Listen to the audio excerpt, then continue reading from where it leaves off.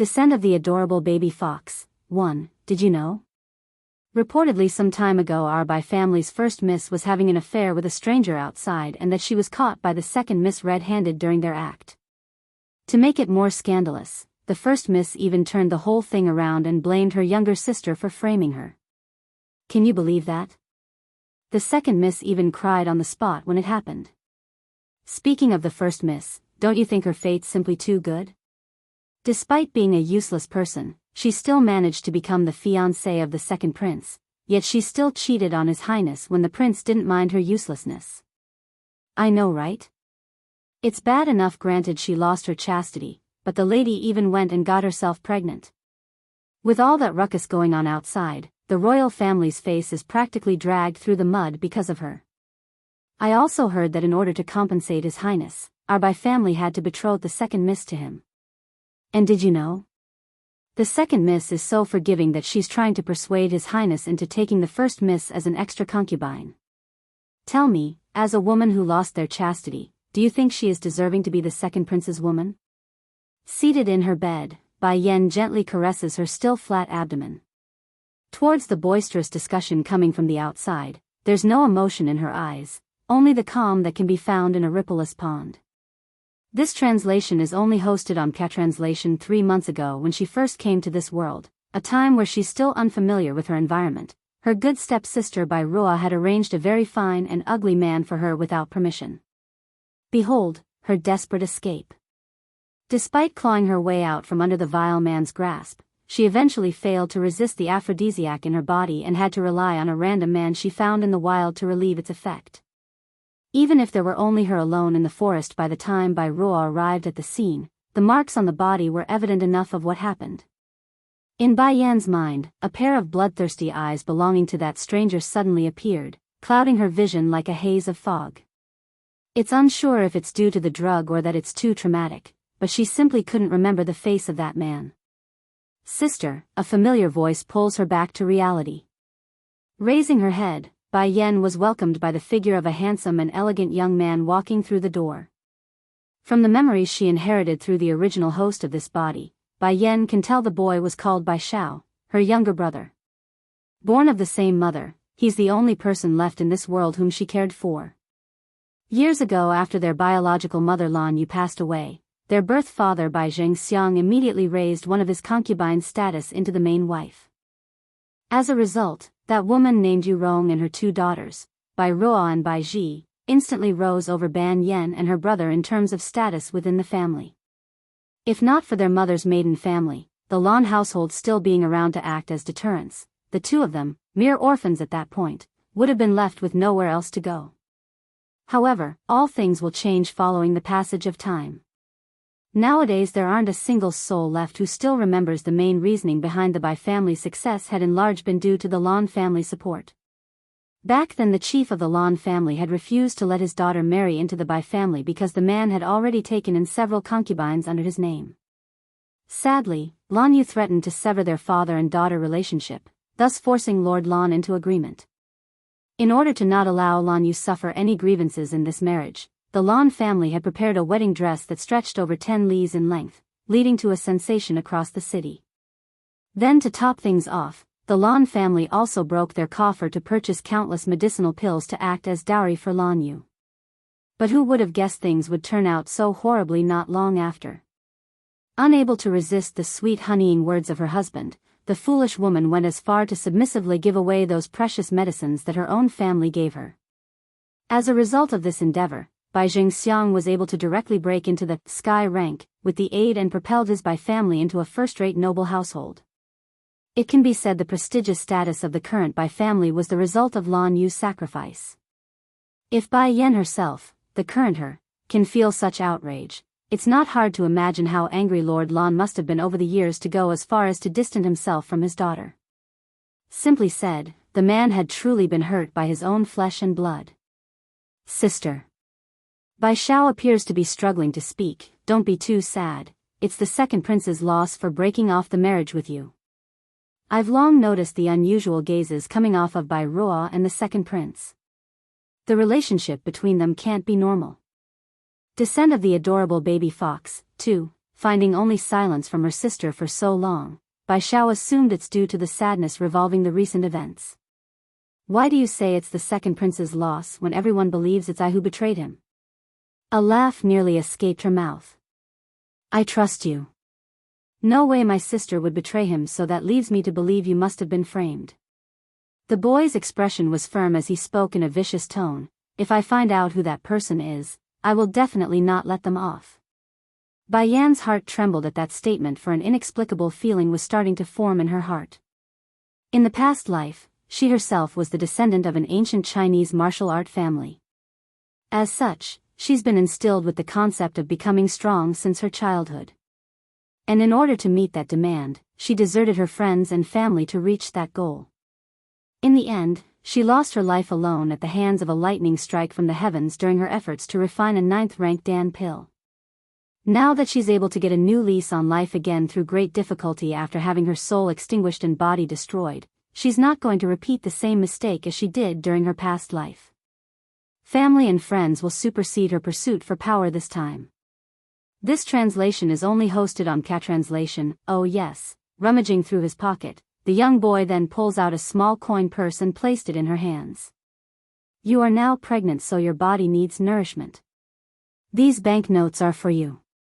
Squeezing the coin purse, Bai Yan's heart ached at the sensation in her fingers. Where did you get this money from? I pawned the jade pendant that mother left me when she was still alive. That's when Bai Yan's heart had clenched even tighter. Don't be fooled by their glorious appearance on the outside. In reality, the Bai family would frequently deduct their monthly allowances, and even Lan Yu's dowry were now in stepmother Yu Rong's hand. As it so happens, these two siblings are also quite stubborn in their personalities. They knew their mother had thoroughly disappointed their maternal grandfather. No matter how much suffering they endured, neither siblings would seek out the Lan family for help. It didn't help either when the Lan family was overconfident in their assumptions. They believed the Bai family wouldn't maltreat the two siblings. Besides, their mother's dowry alone was enough for the pair to live out their lives in luxury. But in reality, while Yu Rong's daughters gets to drape themselves in fine clothes and eat exotic delicacies, Bai Yan and her brother on the other hand had to starve on regular intervals. The most laughable part was that Bai Jinxiang didn't even know how to do business, while Yu Rong was a massive spender. During these years, the expenses incurred by the Bai family were all funded by Lan Yu's dowry. As for Bai Zhao's jade pendant, it's the only item left for him by Lan Yu as a memento in which he kept hidden all these years. If he hadn't concealed it so deeply, it's likely that their stepmother Yu Rong would have taken it away long ago too. While all kinds of thoughts were running through Bai Yan's mind, a maidservant had pompously entered the premise without permission, thus interrupting the siblings' conversation. Miss, the madam is seeking your audience. Sister. Bai Xiao hastily grabs her hand, his eyes filled with worry. Don't worry, I will be fine. Bai Yan comforts her brother by patting Bai Xiao on the hand. Giving him a meaningful wink, she then headed towards the doorway. In an instant, a majestic and imposing aura radiates out of the young lady. Her alluring red dress spread far and wide, her icy cold eyes sharp and dangerous. Following each of her step, the maidservant would have a harder time breathing, like something has clutched onto her throat. Don't forget, you are merely a servant here. Even if I'm not in favor, I'm still a master of the Bai residence. Not asking me for my permission to enter my chamber is akin to disrespecting me, thus I am in my right to have you beaten to death. The maidservant's face turned ashen with fright. She had signed the slavery contract, therefore even if the master wanted to kill her, she would have no choice but to die. Due to Bai Yan being too timid previously, the maid had become complacent around her and forgot this crucial fact. Lead the way. The young lady's tone was cold and detached, making her unquestionable. Yes, milady. No longer daring to act out of place, the maidservant understands well enough that even if the one in front of her had a bad reputation, the lady had every authority to punish a servant. Blankly staring at the retreating figure's back, Bai Xiao got the aching nudge in the back of his head that her elder sister have changed over these past few months. She's stronger, more reliable, and enough to put his mind at ease. If you like this translation, consider donating for an extra release or simply turning off ad block helps too. Descent of the adorable baby fox. 3. When Bai Yen entered the main room, there were already others inside, mainly her stepmother Yu Rong and a silver-haired old lady. The old woman obviously wasn't of the Bai family. Instead, it's Yu Rong's biological mother and Bai Zhenxiang's aunt. 10 years ago, old madam Yu had intended to let her nephew, Bai Zhenxiang, marry Yu Rong to increase their family bond, but the man disliked the fact that his cousin couldn't bring more to the table. To remedy the situation, the man only allowed Yu Rong to enter his Bai family as a concubine while Bai Zhenxiang took Lan Yu as his main wife. Then once Lan Yu passed away, the heartless scumbag immediately raised Yu Rong's status into his main wife. To make things more despicable was how easily he invited the old madam into their house after Yu Rong repeatedly pleaded to him with her tears. Nowadays, Bai Zhenxiang literally treats the old madam like his own mother. With filial piety and respect. Like daughter like mother. If Yu Rong was such a heavy spender, old madam you can't be all that thrifty either. Over the years, most of the Lan family's dowry had been expended at their hands, leaving hardly any left at this point. Bai Yen, be honest and quickly confess. Who is the adulterer? Old madam Yu tilts her head high, her manner of speech haughty and arrogant like someone interrogating a convict. And what does that have to do with you? Bai Yan's lip curved in a shallow smile, her eyes cold as she gazed at the old woman seated before her. Insolent. Old madam Yu angrily slaps the table next to her. I am your maternal grandmother, so of course I have the right to know who your adulterer is. My maternal grandmother? My maternal grandmother is in the Lan family right now. As for you, you are merely Bai Ruo and Bai Ji's grandmother. Now quit adding gold to your own face. You. The old woman's face was starting to distort due to anger. Nothing but a wild child without a mother. What qualifications does she have to be so arrogant in front of me? Mother, please calm your anger. Yu Rong quickly came over to soothe her mother's back. Looking back at the girl, Bai Yen, the truth is I called you over today to tell you some good news. Someone is willing to take you as their concubine so long as you abort your child. So in your opinion the eldest daughter of the Bai family is only fit you be someone's concubine? Bai Yen closes in on the two, her voice carrying a trace of frost. Grunting, the old madam rebuts her, you are but a lowly wench who lost her virginity at this point, what right do you have to be picky? I'm telling you, the old one from the Qian family is willing to offer up a genuine third-grade spiritual Dan pill for your betrothal gift. Now that there's a man willing to take you, what right do you have left to choose? Bai Yen narrows her eye. I've heard the master of that Qian family is already over 50 years old, and that his temperament is brutal and ruthless. According to what I know, his concubines are constantly dying under shady circumstances. Are you intent on having me throw away my life? The Qian family was also one of the 4 aristocratic families in the city, but their reputation was mostly gained through their vicious cruelty. It's said that if a woman enters the Qian household, the only way out would be as a corpse. You stinkin' lass, our Bai family fed you and raised you for so many years, shouldn't you at least return some of it? Let me tell you the truth then, my son has reached the lower level of the earth rank and requires a genuine spiritual pill to break through. So, this time you can only marry into the Qian household as a concubine. Bai Yen had long known these people are shameless, but she never expected them to be of this extent. Sneering, first, your surname is Yu, not Bai. If others hear you they might presume you are the old mistress of our Bai family. Secondly, what does it have to do with me if your son needs a spiritual pill? How does it relate to me, and why should I sacrifice myself for your Yu family? Thirdly, you mentioned about the Bai family having to raise me since I was young, but this Bai household only reached its current status because of my mother. Heck, even the dress you are wearing right now comes from my mother's dowry. Livid with anger, old Madam Yu starts to tremble all over after being reprimanded so openly. Treasured fox soon to be born. 3. When Bai Yen entered into the main room, she saw that aside from Yu Rong, there is a silver-haired old lady beside her. The old lady isn't the matriarch of the Bai family, instead, it is Yu Rong's biological mother and also Bai Zhenxiang's aunt. 10 years ago, the old Madam Yu intended to let her nephew marry Yu Rong, but Bai Zhenxiang couldn't afford to give up on his home. Thus she let Yu Rong to enter the Bai household as a concubine, while Lan Yu was married as the main wife. After Lan Yu died, Yu Rong became the main wife. As Bai Jinxiang couldn't bear seeing Yu Rong tearfully complains about the rumors concerning her, he invited old Madame Yu to reside within the Bai household, letting it known as if an act of filial pity to the mother-in-law. To have Yu Rong as her daughter, old Madame Yu wasn't frugal at all. The Lan family dowry that had been sent when Lan Yu had married into the Bai household, they had been spent years ago by the people who was left behind. Bai Yan, be honest and quickly confess, who is the man that defiled you? The old lady snapped at her arrogantly, as if asking a prisoner. Who are you? Bai Yan lips curved in a shallow smile, her eyes gazed coldly at old Madame Yu who was seated in front of her. Impudent.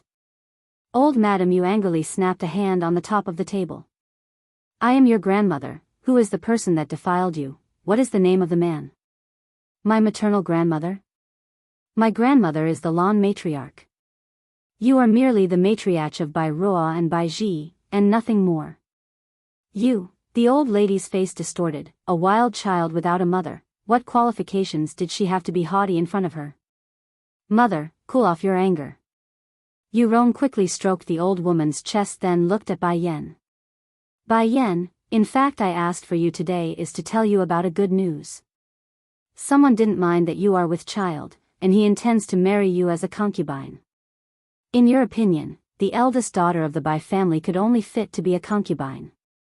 Bai Yan said to the two women with a voice traced with coldness. The old lady quickly rebutted with anger. You crazy lowly wench, daring to be picky? I'm telling you, in order to marry you as a concubine, the Qian family had prepared a bunch of genuine third-grade spiritual pills for your betrothal gifts.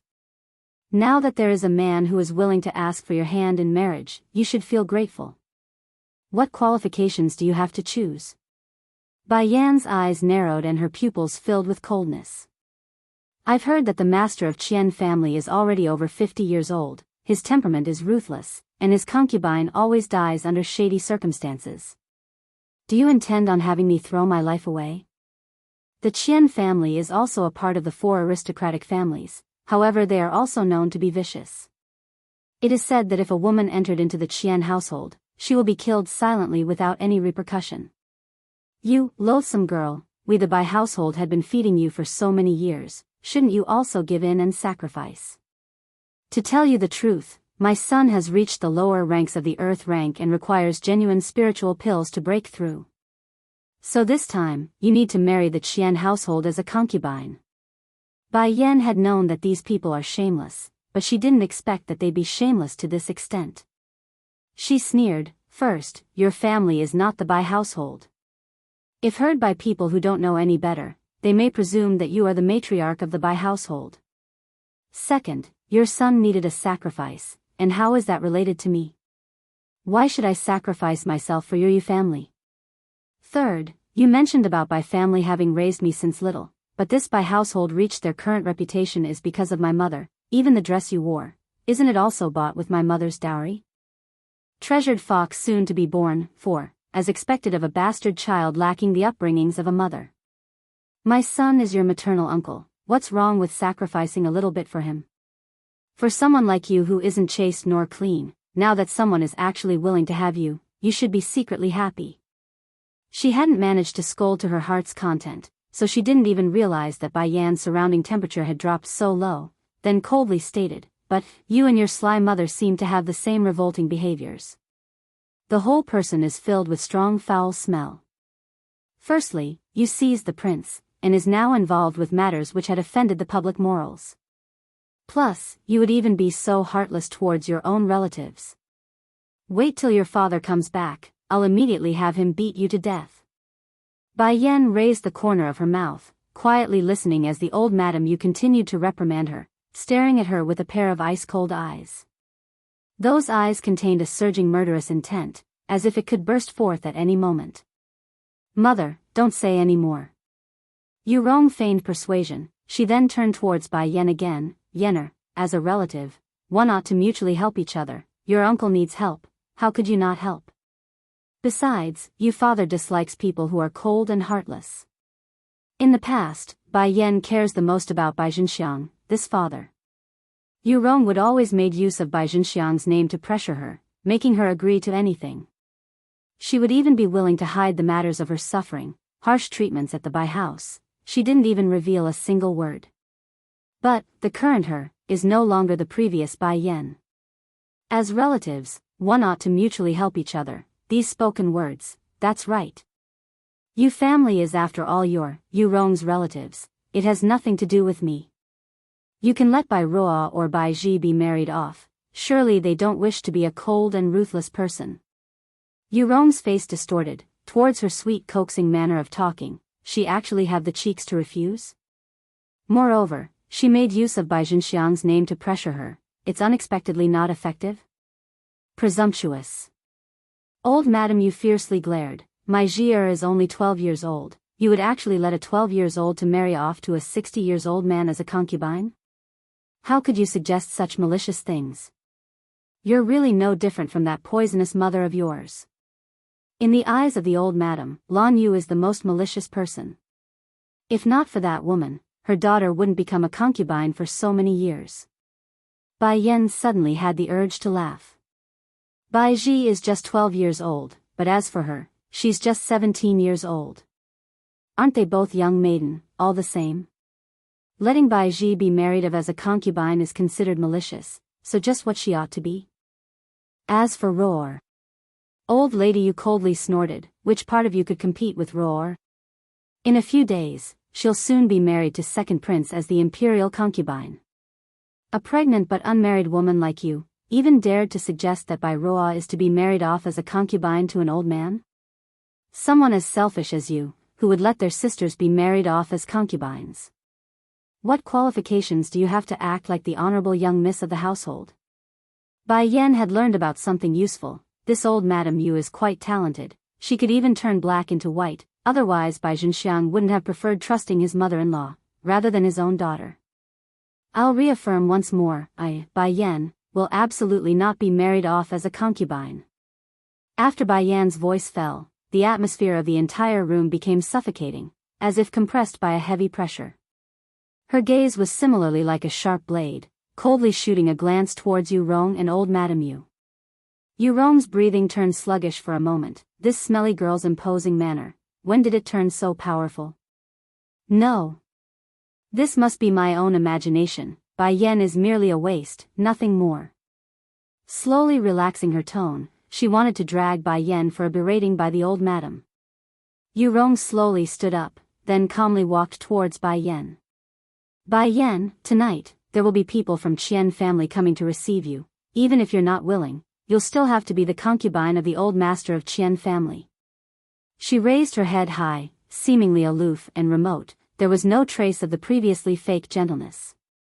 Descent of the adorable baby fox, 5, no one can force me into matters that goes against my will. Expressionless, Bai Yen beams with ice in her eyes.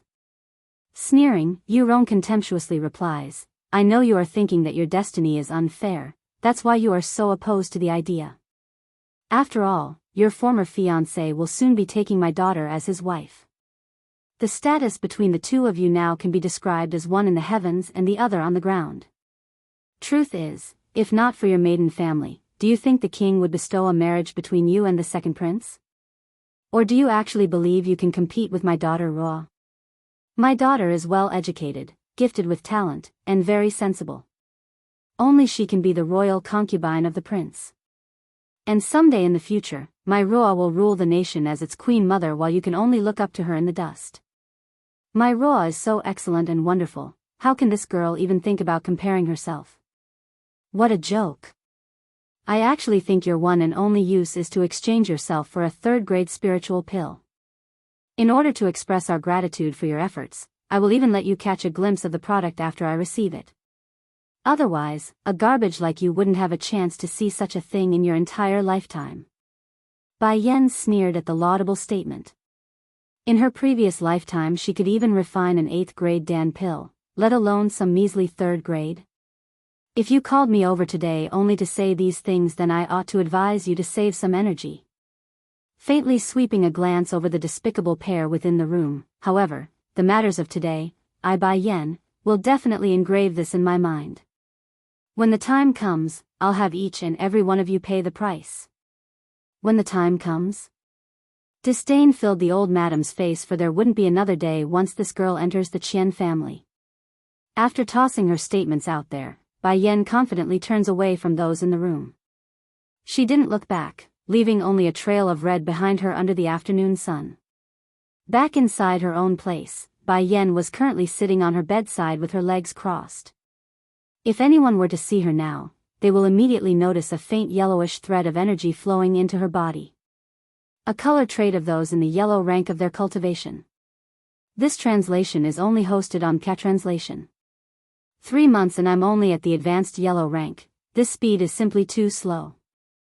If only I can refine some medicinal Dan pills right now, then I can change my physique and increase my speed by several folds. Then again, the former Bai Yan's rank was only a bit stronger than an average person, even weaker than that of a servant here whose usual rank are at the lower yellow rank. As to why she's able to reach the advanced yellow rank, it's all due to her diligent effort within these past few months. The sky soon darkens, and the night turns quiet. Not long after, a series of rustling sound came from the outside. Bai Yan knows this was the signal of the Qian family arriving for her. Sure enough, 2 servant girls came in through the door, their faces cold. "Follow us." She didn't speak, only slowly walking out the room in an unhurried manner where there's already a sedan in wait. Not resisting their urge to board, Bai Yan proceeded to step inside as the servant girls promptly closed the sedan door behind her. Just like that, the entourage then quickly sped towards the Qian house without a single master fighter to escort them, because it's a well-known fact that Bai Yan was a weakling and had no way to resist. Perhaps they are afraid of being discovered, but the streets they passed through were the most remote in the city. Therefore, when a loud, banging sound broke out, no one in the public managed to take notice. Dusts and smoke were riled up everywhere as the sedan heavily dropped to the ground. What's going on? The porters were stunned for a moment by the suddenness of it all, but they soon came back to their senses enough to check on the passengers inside. To their horror, the maids that were supposed to be on guard duty inside were all left unconscious. The only one still awake was the young lady lazily popping her against the hand. Towards that face with a set of graceful black hair flowing down her shoulders, only the phrase, soul-stealing, can be used to describe that beauty. Descent of the adorable baby fox. 7. Can someone please tell her why the baby she gave birth to was a hairless fox? Furthermore, how can a newly born fox tug at her clothes and cry mommy? It's one thing to give birth to a fox, but to be able to speak too? It can't be that someone was trying to take advantage of her lack of education now. Who are you? After trying oh so hard to speak, Bai Yan finally pressed these words out of her mouth. Mommy, baby hungry. Super cute and clean in his gaze, the baby fox eyed her pathetically in order to win his mother over. Originally Bai Yan was still being depressed over the fact that she gave birth to a fox, but against that sort of adorable face, even her heart was melting. Baby hungry, milky. Slowly crawling up from below, the baby fox leisurely pulled open Bai Yan's chest area and started suckling in comfort. You're burping. The baby fox ends the session with this and took to closing its cute little eyes for sleeping. Apparently, the child had no qualms about napping in his mother's embrace. Seeing the little guy snoozing away so peacefully in her bosom, Bai Yan's heart became touched. You are my child that I carried for 10 months alone. No matter who you are, I will protect you for a lifetime as my son. State teacher, state teacher. Note, the pinyin for the title is Guesher, it means teacher of the state. Personally, I don't know too much about this post, but in dramas they are usually the one the king turns to when there's some sort religious or superstitious stuff going on. Inside a luxurious palace, one girl was quickly running towards a man currently gazing at the stars, her face full of excitement. Just now did all the animals kneel and worship? If even the animals of our demon realm are affected, does that mean I have a nephew now?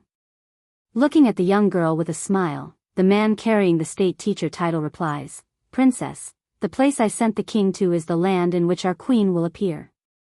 I did not tell the king before, but it seems your brother has found the queen on his own. As for this commotion, I take it the next king of our demon realm is now born into this world. This translation is only hosted on Translation all because of a single prophecy, claiming he cannot conceive unless it's that predestined woman. The king has never married nor taken a concubine over the years. But despite the long wait, that predestined person never came. Then things finally began to move not long ago when stars started to show signs of change. As the state teacher, the man here would naturally take notice of the movement. Using the stars as a guide, he eventually managed to calculate the exact location of the queen's coming, thus the reasoning for him to toss the king out. This is too great. My royal brother can finally say farewell to his long-standing life as a virgin. Jumping up and down with excitement, the girl grabs onto the man's arm like a spoiled brat. State teacher, send me over to the outside world too, I want to see my cute little nephew. Princess, I only managed to send the king over because I took advantage of the seal's weakened state. If you want to go out too, then I will need to first find the right timing. The man helplessly smiles, his eyes full of doting emotions. Spitting out her tongue playfully, fine, when you find the opportunity you must let me go find my royal brother and my lovely little nephew. Perhaps it's due to the birth of her nephew, the little princess didn't tangle onto the man like she usually does. Instead, she turns back at the direction in which she came from. Unfortunately for the princess, she didn't get out far before her path was blocked by a winsome figure.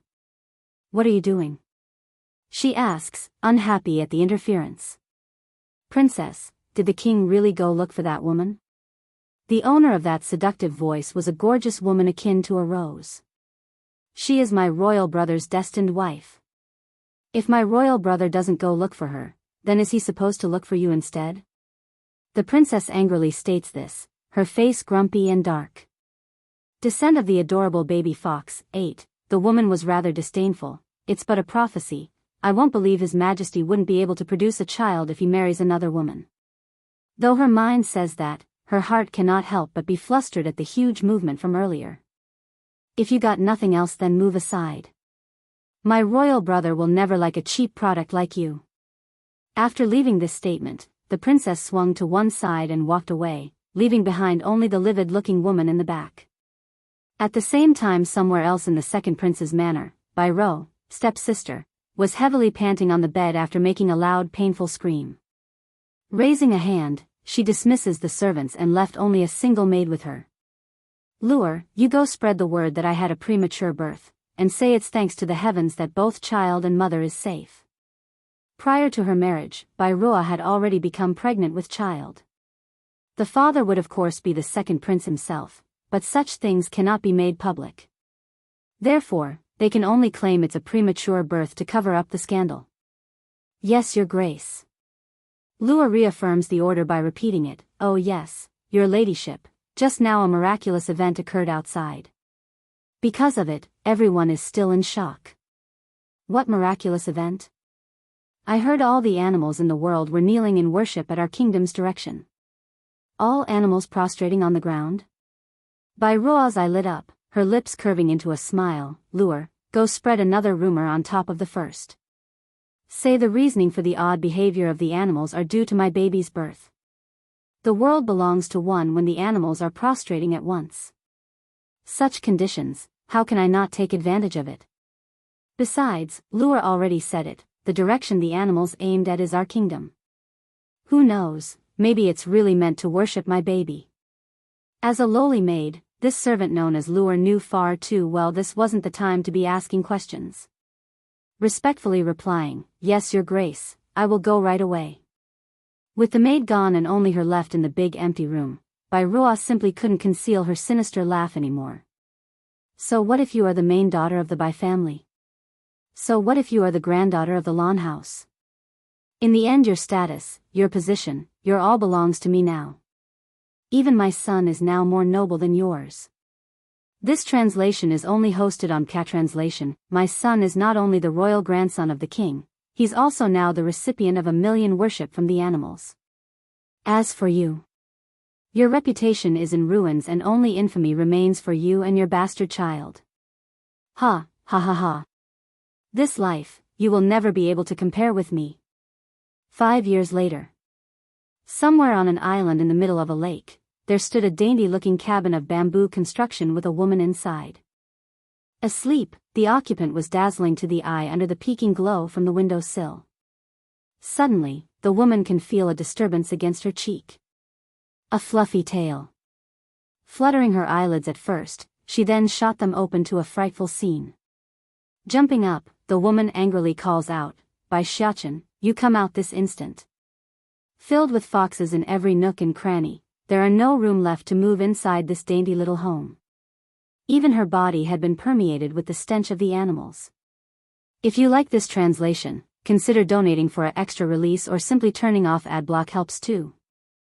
The so-called father. 3. Old madam, you did not expect this girl to be even more stubbornly hateful after 6 years of absence. Immediately, she broke out into a cry. What have I done to deserve this, to have worried for this cold-hearted wolf for so many years? Zheng Xiang, since your own daughter won't allow me to stay here, then should I leave? Bai Zhengxian had always been very filial towards this aunt of his, to the point that it's no different from a biological mother. Therefore, hearing the old lady's crying voice, his temper immediately flared open. Kneel before your grandmother. He stomped at his daughter's knee in an attempt to make her bend, only to miss completely when Bai Yan sidestepped to one side. Coming up empty, the rage only grew doubled. Bai Yan, you don't have to apologize to me today, but no matter what, you must give your mother and grandmother here an apology. I want to see you kneeling on the floor until they forgive you. Bai Zhengxiang, if I say 6 years ago it's they who framed me and nearly sold me to the old chief of the Qian house as a concubine, would you still force me to apologize? That's deliberate. She wanted to see how ruthlessly cold this man can be and to what extent. But the reply Bai Yan got next only realized the old cruel saying of a stepdad will come once there's a stepmom. Bai Yan, oh Bai Yan, I am too disappointed in you. How can there be such a vicious person like you in this world? Yu Rong is so kind, yet you have the audacity to say she framed you? They loved you like their own daughter and granddaughter, but in the end you repay them with this ungrateful attitude. Bai Zhengxiang's eyes were full of disappointment. To tell the truth, when he heard Bai Yan had returned today, his heart did have a glimmer of hope. If only she kneeled and admitted her mistake, he would have forgiven her. Unexpectedly, this girl not only refused to repent, she also wants to frame others as an excuse. Someone come, go get me the disciplinary rod. His face dark as he sternly spoke, Bai Yan, I'm hitting you for your own good, otherwise you will never know how to repent. Bai Yan's gaze turned icy cold. I like to see who will dare touch me. Her imposing aura causes even the guards to stiffen up at the doorway, let alone Bai Zhengxiang that's closest to the epicenter of the pressure. The man almost couldn't breathe there for a moment. What are you people lagging there for? Go and get me the disciplinary rod. I'm going to teach this ungrateful girl a lesson today. Only after much struggle did he manage to shout this out. Just when the guard wanted to carry out the order by retreating, a snowy white-dressed boy blocks his path. Bai Xiao, why did come? The man was still angry, but his expression clearly became better upon the boy's entry into the hall.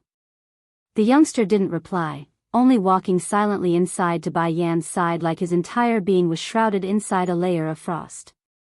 You stated before that you would expel her from the Bai house. That means you can't use the family disciplines against her. Ever since her brother appeared again in her life, Bai Yan's gaze have never wavered by the boy's location. In her view, the young naive boy from back then had changed. He's colder, and more distant. If you like this translation, consider donating for an extra release or simply turning off ad block helps too. Visitor from the lawn house, so, Bai Zhao's gaze gradually turned cold. Out of worry, grandfather and uncle, they gave all of the precious Dan pills to mother. But then mother, she did the unthinkable and gave it all to father. In order to buy those Dan pills, the lawn house not only depleted their coffer, they also used many of their properties as collateral for the loans. If their uncle could have used those pills to make a breakthrough back then years ago, then the lawn house would never have fallen so far. In the end, they paid the high price only to benefit the heartless Bai Zhengxiang. And how did grandfather get sick recently? Bai Yan makes a slight frown as she asked this. When it came to this topic, Bai Zhao's face turned even colder to the point a flare of anger could be seen in the irises. Of course it's caused by Bai Zhengxiang. This time the boy didn't even use the word father and directly used the man's name, indicating how angry he was. This translation is only hosted on Translation. Ever since the death of our mother, grandfather's health has been getting worse and worse. Then 6 years ago you disappeared too, worsening his condition even more due to worry. Finally, some time ago our cousin, girl, got into a quarrel with Bai Ji. They both got hurt, but Bai Zhengxiang indiscriminately rushed over to the lawn house and made grandfather accountable for the incident. Unable to withstand the anger, he fainted away by the end of it. According to Bai Yan's memory, she remembers her grandfather was already in poor health when she left. If what Bai Xiao said was true, then these repeated blows to the spirit and mind can definitely cause enough harm to make the elder sick to the bed. Otherwise, Bai Zhengxiang wouldn't have the audacity to make trouble in the lawn house if grandfather was in perfect health. Considering the lawn house's wealth, purchasing some Dan pills shouldn't be an issue. So why did it take them so long to recover from that financial blow? Stroking her chin, Bai Yan finally revealed the doubt in her heart. Towards that question, Bai Xiao can only shake his head. The specifics are unknown to me. Why don't we go see grandfather and find out? Unlike back when they were young, Bai Xiao didn't continue to distance himself from the lawn house during these 6 years, rather he would often visit their grandmother daily. Okay, let's do that, Bai Yan nodded. As coincidental as it seems, just when they are about to head for the other place, the lawn house too sent a person over after getting wind of Bai Yan's return. At this very moment, an old granny sits in the main hall of the residence. Gently placing the teacup down, she spoke. My old madam is after all her maternal grandmother. Are you people so shameless that you are going to stop their reunion? Stern and strong in her voice, the old granny's statement causes Bai Zhengxiang to gently furrow his brow. Truthfully, it's as the old woman said. He does not want his children to mingle with the lawn house too much, or at all for that matter. Because of this issue, he had beaten Bai Xiao once before for visiting that side on a daily premise a while ago. Bai Yan has just returned. I fear she won't be able to leave with you for. Before he could even finish his last word, the magnificent figure in question had waltzed into the hall, pushing whatever he wanted to say back down his throat. This obviously left Bai Zhengxiang in a very embarrassing position. You were sent by our grandmother to pick me up? If so, then let us go. I wouldn't want her to wait. As if not seeing her father's very existence, Bai Yan bypasses the man and walks up to the old granny's side, startling the old woman in the process. This wasn't the first time this old granny of the lawn house had come to pick up the girl, but every time in the past she was firmly rejected, unlike today. So why the sudden change of heart? Bai Yan. Bai Zhengxiang flew into a fit of rage. Don't forget, a married daughter is a splashed out water. Your mother married me, so she is my wife.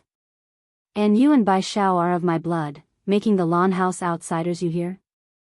Without my permission, you're not going anywhere. If you like this translation, consider donating for an extra release or simply turning off ad block helps too. 4th grade Dan Pill, 1, Mother.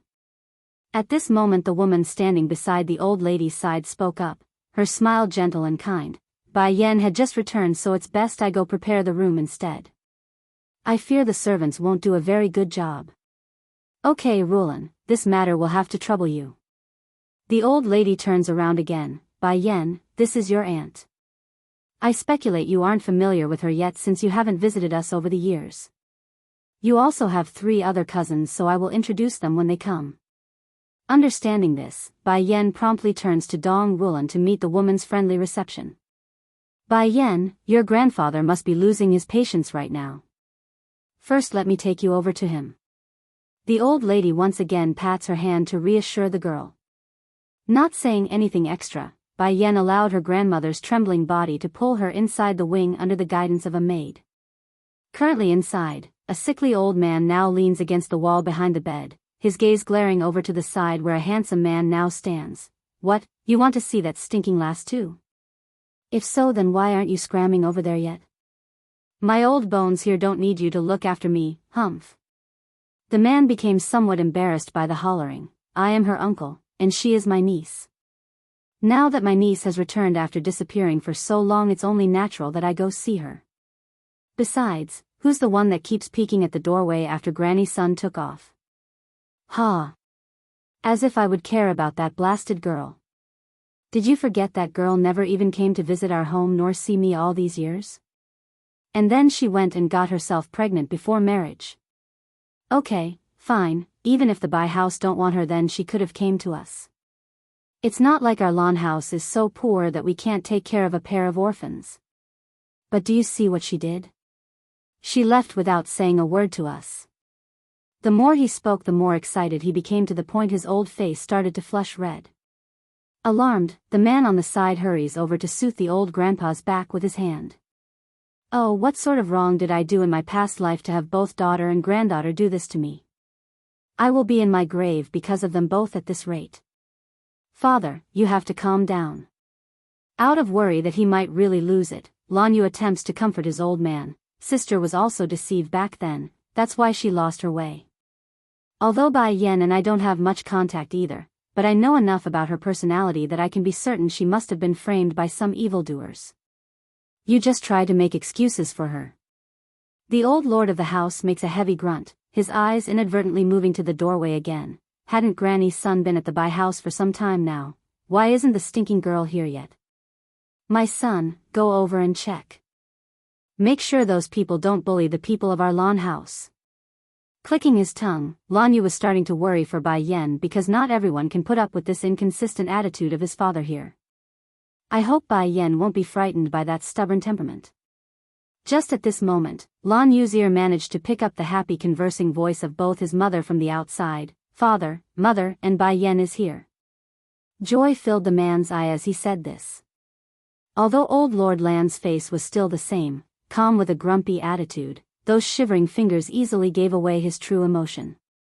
Retracting his gaze away from the doorway, he coldly grunts, so what if they came? Do you need to be so excited? Keep acting then, Lanyu inwardly thought this about his father.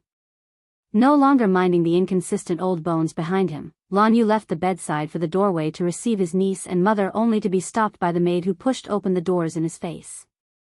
My lords, the old madam and Miss Bai is here. The maid respectfully announces this upon entry, totally unaware of the fact that he nearly slammed the door into the young lord's face.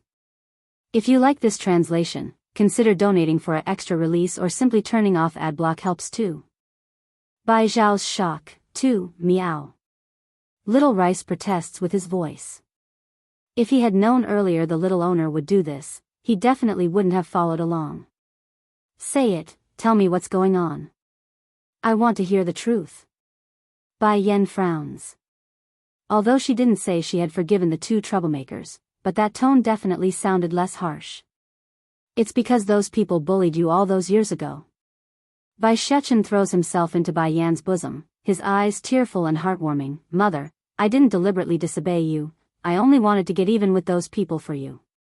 Hearing this explanation, she can only exhale a sigh of gratification at this son of hers. To have such a clever and sensible son, what more can a mother ask for? And the boy lifts his head to meet hers. That Bai Ji said she wants to strangle me. What? Jolting up from the stone stool, Bai Yen immediately slammed the table with her hand and destroyed it until it's nothing but rubble. This translation is only hosted on Cat Translation. Watching this from the side, Bai Xiao was left completely stunned for words. First looking at the crumbling mess on the floor, then back at the enraged face of his sister's face, he couldn't resist making a heavy gulp at that moment. When did sister get so strong? A strong urge tells him Bai Ji had just made a big mistake this time. I can still slowly get even with Bai Ji for bullying me back then, but now she dares threaten to strangle my son? Her face still boiling. Brother, go take trip to the lawn house and tell our grandfather he must invite the Bai house to the banquet in the coming day. My son isn't someone that can easily be bullied. Nodding in confusion, Bai Xiao had obviously been overly shocked by that palm strike just now. After saying this, Bai Yen forcibly suppresses her anger and lifts the little treasure up from her arms. Did that Bai Ji hurt you anywhere? Don't worry, the boy pats his chest in assurance. I'm very capable. Even if there's 10 Bai Ji, they can't beat me. Bai Yen knows her son was spouting the truth. In fact, she can guess the instigator of today's scuffle likely fell on this little troublemaker. However, that doesn't excuse that girl from bullying her son. Mother, can go to my grandfather's place? Looking at those twinkling eyes, Bai Yen was ready to give in and agree until the dangerous and dominating face of that man reappeared in her head. Not right now. In the future, I will bring you to see your grandfather. The man had a high probability of being her son's father. As such, she can't allow her son to appear in public just yet. Oh, Bai Shechen bites his lip and depressingly lowered that head of his. Watching the pitiful face of her son there, even her heart was aching in pain.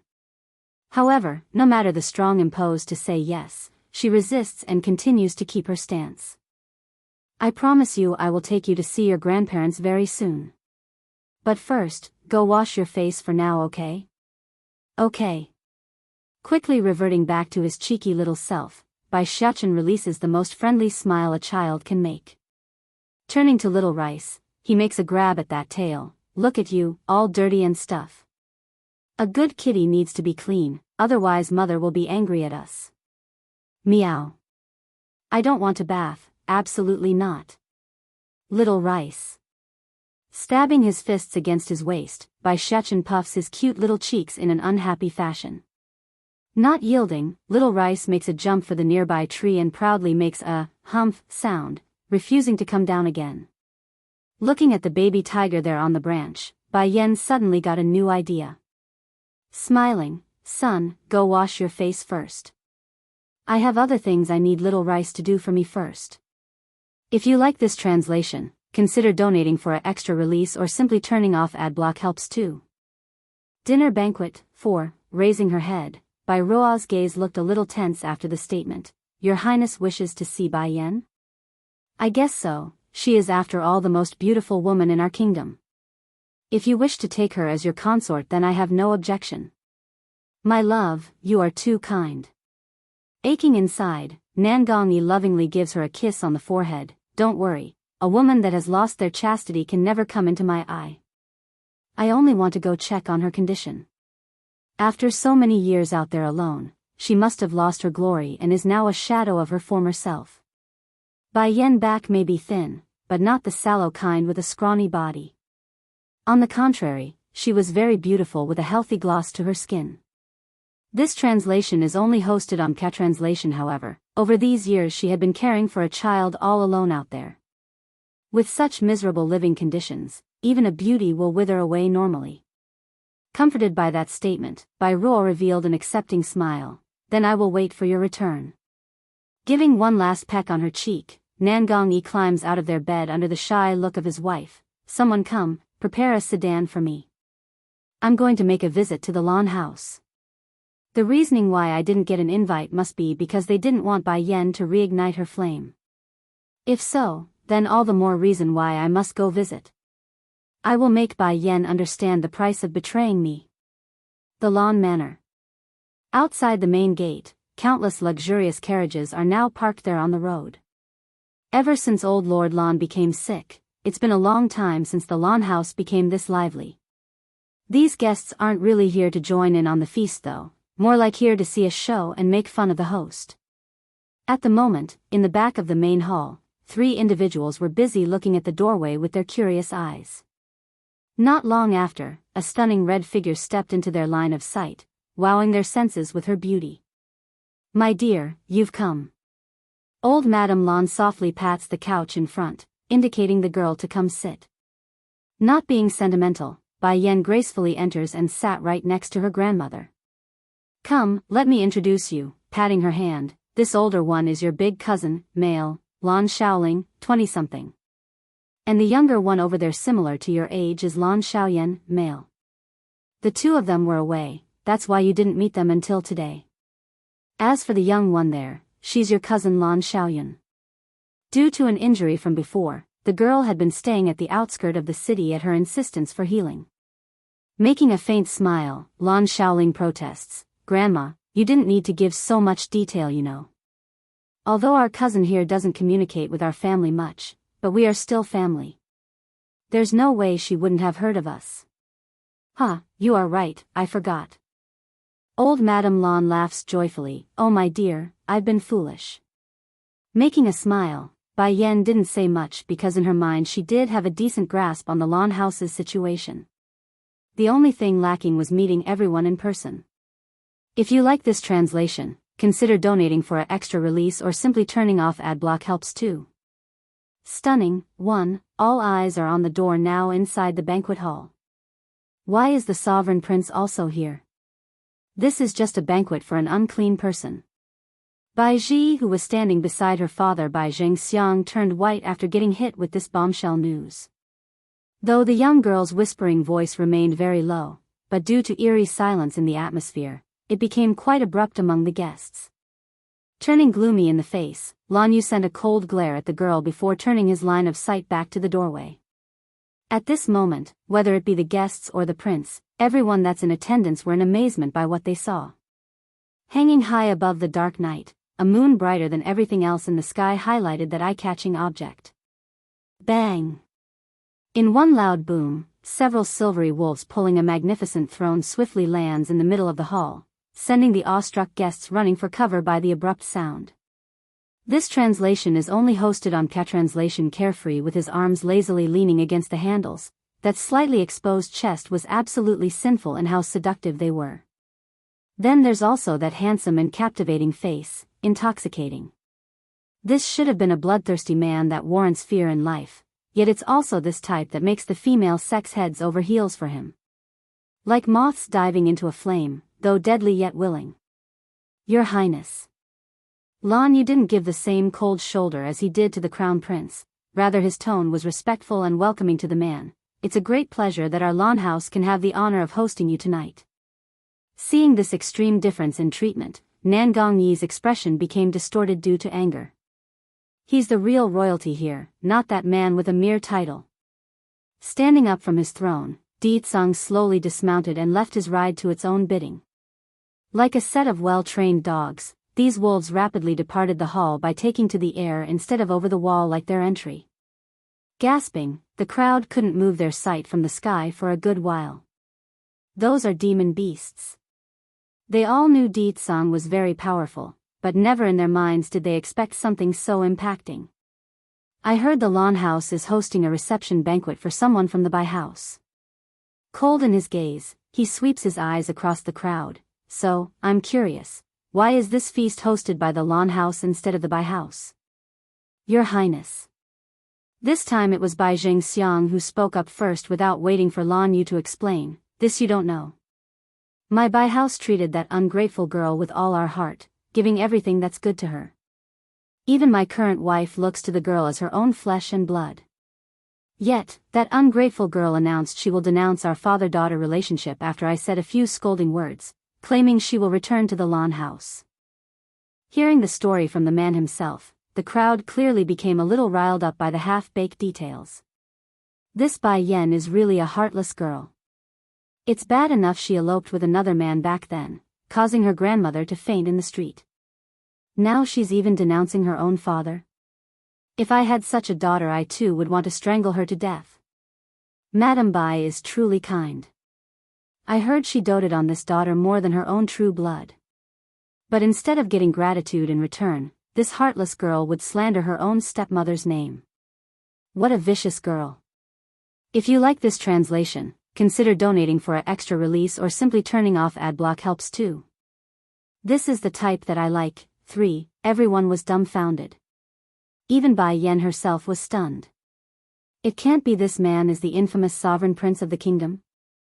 In a blink of an eye, Di Tsang had already began closing the distance between him and her. Seeing the encroaching figure coming their way, Lan Shaoling and his brother subconsciously wanted to pull their cousin behind them for protection. Sadly, their actions were too late. Tightly gripping his hands around her waist, Bai Yan's last chance for escape was sealed off for good. You really made it difficult for me to find you. His tone threatening yet alluring all at the same time. What the man was referring to was how he was forcefully raped by her back then, but to the rest of the audience here tonight, those words had a completely different meaning. Scram. Bai Yan became angry now. In one stomp, she aims it straight for the man's feet like last time. Just as it's about to make contact, a powerful hand caught it, forcing her into the most embarrassing posture like a pair of intimate dancers. To make things worse, those naughty fingers continued to stroke her thigh, giving her goosebumps left and right. Your little feet here is so restless. From those bloodthirsty eyes, a cruel smile appears. I say, should I chop it off? This translation is only hosted on Translation. His threatening tone was very gentle, thus giving off the misconception that he's trying to flirt with Bai Yen. Blankly watching Di Tsang's devilish smile, a trickle of tear began flowing out of Bai Ji's eye in silence. Ji. Seeing her precious daughter silently weeping there alone, Bai Jingxiang can feel his very heart tearing itself. Returning his anger back at the source, he speaks in an interrogating tone. Bai Yen, what are you doing in public? Do you have no shame? Turning dark, she sweeps her sight around at the man and girl. Seeing the jealousy in Bai Ji's eye, a flicker of triumphant grin fills Bai Yan's peerless face. Isn't it clear enough on what we are doing? Pricking her brow, she provocatively slides her finger under the man's chin. Little Tsang, do you agree with what I say? Little Tsang. This name clearly made Di Tsang's lip twitch. Nevertheless, the abrupt change in attitude only stirred his appetite and raised his interest. Grabbing that teasing finger, Di Tsang turns to face the distorted man in the background. It can't be Lord Bai is blind? Can't you see when it's that obvious? Father. Look at her. Bai Ji's face was ghastly white now as tears flowed out of jealous eye. She's doing it on purpose. Indeed, Bai Yen was doing this on purpose. In order to frustrate the shameless girl, she's even willing to sacrifice her own skin to reach her goal. Your Highness. Suppressing his inner wrath, Bai Jingxiang lowers himself before the man known as the Sovereign Prince. I'm sure you also heard of my eldest daughter's character. She got herself pregnant before marriage and even eloped 6 years ago. Such a person isn't worthy to be by your side, so you mustn't be fooled. This statement thoroughly enraged the members of the Lan House. It's already bad enough he let Bai Ruo replace Bai Yen in marrying the crown prince of the kingdom, plus he even expelled her from his family. Now he's also slandering the girl. Is this the kind of stuff a father's supposed to do? Just as old Lord Lan wanted to go duke it out with the bastard, Di Tsang's aloof voice chimed in. So what? This is the type that I like. The crowd all gasped in unison, utterly shocked by the sensational statement. This is the type that he likes? In other words, Lord Song has a fetish of liking young unmarried women that's given birth before? Oh heavens! No wonder all those excellent girls cannot fall into his eye. It's because of this strange fetish. If you like this translation, consider donating for an extra release or simply turning off adblock helps too. Be good, don't move. 2. You are lying. Bai Ji's sadness quickly eased over despite her claim of loving Di Tsang. My mother wanted to give you jewelry to wear, but it's you who refused it. Now you are twisting the truth to suit yourself. Smirking at the audacity of the girl, she glares back with danger in her eye. If that's the case. Grandfather, please bring out the paperwork that you filed for the dowry back then. According to the rules, if the mother dies, her dowry must be passed on to her biological daughter as inheritance. Now that I'm an adult, it's only proper that I take back what's mine. It's common practice in this world for men to take on multiple wives, therefore it's not uncommon to find a husband ignoring their original wife for a new one. In order not to let the wife's property fall into the wrong hands, a law was eventually passed, stating whatever dowry that's left behind must be given to their biological child for management. This translation is only hosted on Translation. Upon hearing this remark, Bai Jingxiang and his precious daughter Bai Ji both went ghostly white. All right. Making a humped sound, old Lord Lan happily answers the call. Your mother's dowry was all listed at the etiquette department prior to the marriage. When it's ready, I will personally go to the Bai house to retrieve what's yours, my dear. This certainly left the heartless man in a bind. This wretched girl must do this to me? Those dowries have all been spent. Where am I supposed to find them again? Bai Yen. Nangong Yi can't watch anymore. Showing disgust in his eye, he eyed the woman that used to be his fiancée. Lord Bai is still your father and it was you who made the first move. Don't you feel your actions are too much right now? Even if the Bai Yen back then was considered a useless person who can't cultivate, but at least her character was good. Now she's not only arrogant and rude, she's also entangled with Di Tsang the sovereign prince. Such a dirty woman, no matter how beautiful, he won't bother to take another glance. I only want to take back my dowry. How is that being too much? Can it be your highness don't recognize the rules set by the ancestors? Bai Yen casts a short glance at the prince, her tone practically emotionless that it stings. Fuming at the snub, Nangong Yi didn't know how to talk back right now. There's no way he can openly admit he's not willing to recognize the long-standing rule. But watching that arrogant attitude of the woman, his heart can't accept it. Bai Yen, Lord Bai and Madame Bai's character are very good, so there's no way they would misappropriate your dowry. On the contrary, if they do give it to you, won't it be just wasted away on another man? Gnashing his teeth, now it's Nangong Yi's turn to become shameless because his sentence was indirectly telling Di Tsang how horrible Bai Yan's character was. Chuckling, Bai Yan scoffs it off perfectly. He's a man that relied on a woman to get started and then turn tail as soon as he's successful. Even then you say his character is trustworthy? Are you listening to yourself? Bai Yan, when did you become so nitpicky? Nangong Yi shakes his head like someone truly disappointed. If you kneel in front of Lord Bai this instant and apologize, perhaps he will forgive you for all your fault. At this moment, without any indication, a powerful hand suddenly came from behind and mercilessly pulled Bai Yan in. How come I didn't know my woman would be reduced to bowing before an ant? That cold and tyrannical voice echoes across the banquet hall, sending the entire audience into utter silence once again. Being looked down upon in a condescending way, Nangong Yi's face tensed up until even his veins could be seen. Dicng. Not replying, Di Tsang only sent a glance back his way. In that second, the oppressive aura was so strong that the prince nearly suffocated. Be good, don't move. Sensing the woman in his embrace being bad again, he tightens his grip and gently whispered into her ear, "It'd be a shame for your delicate hands to be chopped off." Bai Yan was so frustrated and angry right now. No matter what she did, this man would either say he will chop off her leg or her hand. It's like he's treating her as a little pet that he can do as he wish. If you like this translation, consider donating for an extra release or simply turning off adblock helps too. Face slapping, 3. So what if it's a sky-class demon bird? Father, aren't you also the same, a sky-class martialist? Why can't you subdue it? Bai Ji bites her lip, unable to divert her gaze away from the beautiful phoenix. If she could control it, the whole city would become envious of her. Ji, stop your fussing. Contrary to his usual indulgent attitude, Bai Zhengxiang was rather stern this time around. Going dark in the face, that's a demon bird, not something you can control, so don't irritate it. Sad inside, Bai Ji didn't want to accept this reality but couldn't do anything to remedy the situation. Ignoring the crowd, the searing flame phoenix makes a low bird call and then slowly walked towards Bai Yan with elegance and pride. This naturally caught the attention of everyone. Their gaze firmly pinned to the flaming red figure and the woman that's waiting. This translation is only hosted on K-Translation, Grandfather. Giving the phoenix only one glance, Bai Yan shifts her attention back to the old grandpa. Do you like this gift I prepared for you? Silence hanged over the banquet hall. If a needle were to drop to the floor right now, it would definitely be heard.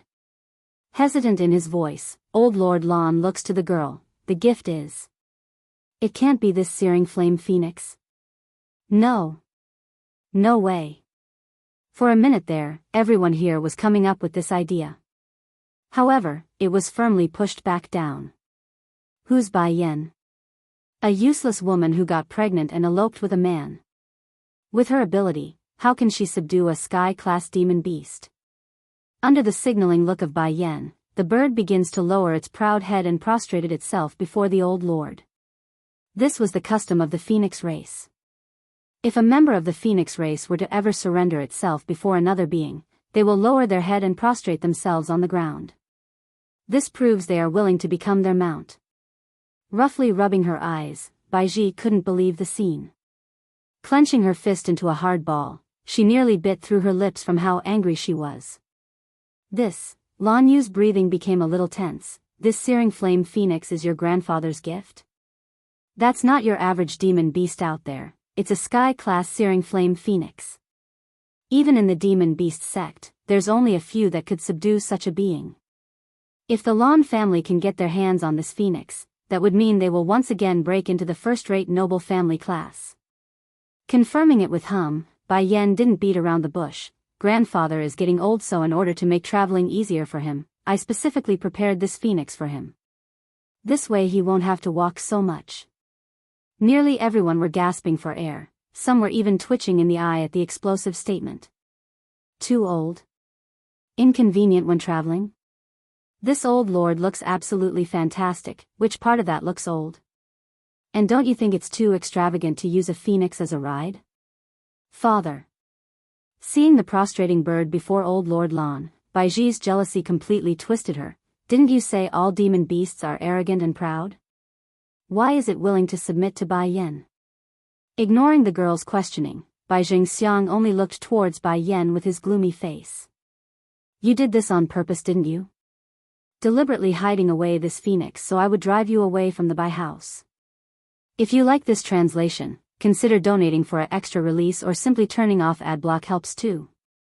Go do a big thing. 1. G, let's go. A vague gleam could be seen coming off of Bai Jingxiang's eye. Bai Yen, if I learn this is all a lie, then I won't let you off. Leaving this threat behind, he forcibly pulls at his unwilling daughter and out they went. This Bai Jingxiang bastard really think I'm so old that he can do whatever he likes. Old Lord Lan clearly didn't finish venting his steam, and you don't think I will forgive you just because you are giving me this searing flame phoenix. As soon as Bai Yen retracted her sight from the doorway, she immediately heard this out of the blue grumpy scolding and became stupefied. Grandfather, what have I done wrong? Glaring with one eye and squinting with the other, the old lord kept huffing and puffing like he will blow the whole place down. If you are hungry, then why didn't you come over here? Am I not your grandfather? Am I not your mother's father? How can you let those from the Bai family bully you like that? Utterly speechless, Bai Yen can only stand there and silently take it. Not like she can openly tell everyone the one from back then wasn't her. Lan Yu. Without indication, this time the roaring yell was directed at his son. Freaking out on the spot, Lan Yu himself practically crawled over to his father on the knees. Lord Father, is there something wrong? Making a flattering face, he cautiously asks with the brightest smile he can make. Not biting the bait, old Lord Lan grumpily points at the squeamish man. This is how you look after your sister's children? This is how you run the Lan house after I became sick? This translation is only hosted on Catranslation. For a while there, old Lord Lan became so angry that he didn't know what to say to this useless son. And you can't inquire about the situation some more? Ever since his sister Lan Yu, the mother, passed away, his father here had taken to the bed since. Therefore, the entire well-being of the Lan house fell onto him. Over the years he kept thinking that Bai Jingxiang would at least be grateful for their support at the beginning. As such, he never expected the siblings to be so mistreated there. That's definitely his mistake. What are you still standing there for? In one fit, old Lord Lan sends a kick right up the son's butt. Hurry and go prepare. From today forward, as long as there's my Lan house in this Lu Hua kingdom, then there won't be a Bai house. Good timing for this declaration too. After this incident tonight, the guests here will undoubtedly start reconsidering their stance on the competition between these two families. Years ago the Lan house only fell into its current low state due to the old lord becoming sick. But now, old Lord Lan's not only safe and sound, he also got a sky-class demon bird as his mount. This instantly propelled their family back into the first-rate noble family league. However, the Bai house also has a crown princess as their daughter. That's something the Lan house can't compare with. Don't take it for face value that Di Tsung would favor Bai Yen. There's no way the royal family would allow someone unclean like her to marry the sovereign prince. Furthermore, it's rumored that His Majesty intends to marry the youngest daughter of the Bai house to Di Tsung. Bai Yen, where did you get this searing flame phoenix from? Old Madame Lan gently holds onto her granddaughter's hand, her mouth a heartwarming smile. I saved its life before, that's why it submitted to me. And since its grandfather's birthday, I decided to give it as a gift. That sort of story was more plausible. There's no way Bai Yen can possibly subdue a sky-class phoenix. Also, it said that demon beasts are easy to be thankful if their lives are saved, which made perfect sense here for the guests and the Lan family members. Cousin. Grinning the entire way, Lan Xiaoyun used the sweetest voice in the world. My birthday is coming soon. When will you go save some more demon beasts to give me? If you like this translation, consider donating for an extra release or simply turning off ad block helps too. Go do a big thing, too. Bai Yan didn't even need to think about it. Nodding, she answered outright, alright, what sort of demon beast would you like? Fox, I like foxes. They are furry and cute. Fox? That's easy. Sweetly smiling, when it's time I will have the foxes ready and you can choose from the batch. There are too many foxes around her son, so it's good to have the girl pick one among the followers. The careless remark from her definitely made waves among her family, but Di Tsang on the other hand had other ideas in mind. Tightening his lips into a bloodthirsty grin, he looks to Bai Yan like a winner inside a battle. This translation is only hosted on K-translation without deviating from the expected outcome. Bai Yan herself also noticed her own folly here after seeing that gaze. Shit! How did I forget he's still there? Fox? Just as Bai Yan was trying to come up with a countermeasure, the man had already come up from behind. Cold and numbing, that whispering voice in her ear instantly gave her goosebumps. I'm also looking forward to seeing those foxes. Slightly losing her composure, she wanted to say more but was interrupted by a loud bang. In the middle of the hall, the same silvery wolves as well as that throne was there again. Walking over in big strides, Di Tsang ignored everyone and took his seat. Like how he came before, he disappeared into the night sky in the same manner. Cousin, how did you and Lord Tsang meet? Lan Xiaoyun, girl cousin, became very excited, her expression a bit naughty, that Baiji's been dreaming of becoming the man's wife for so long. To see her eat a bad one here tonight, it's so satisfying. In particular was the picture of Di Tsang embracing Bai Yan. For some unknown reason, the girl found the two very suitable for each other. Uncle, did my brother not show up for tonight's banquet? Bai Yan turns to Lan Yu and asked. A bit startled, the man nods, that's right, he didn't show up. Slightly wrinkling her brow, Bai Yan knows her brother's character enough that he won't miss this important occasion. It can't be, something's happened?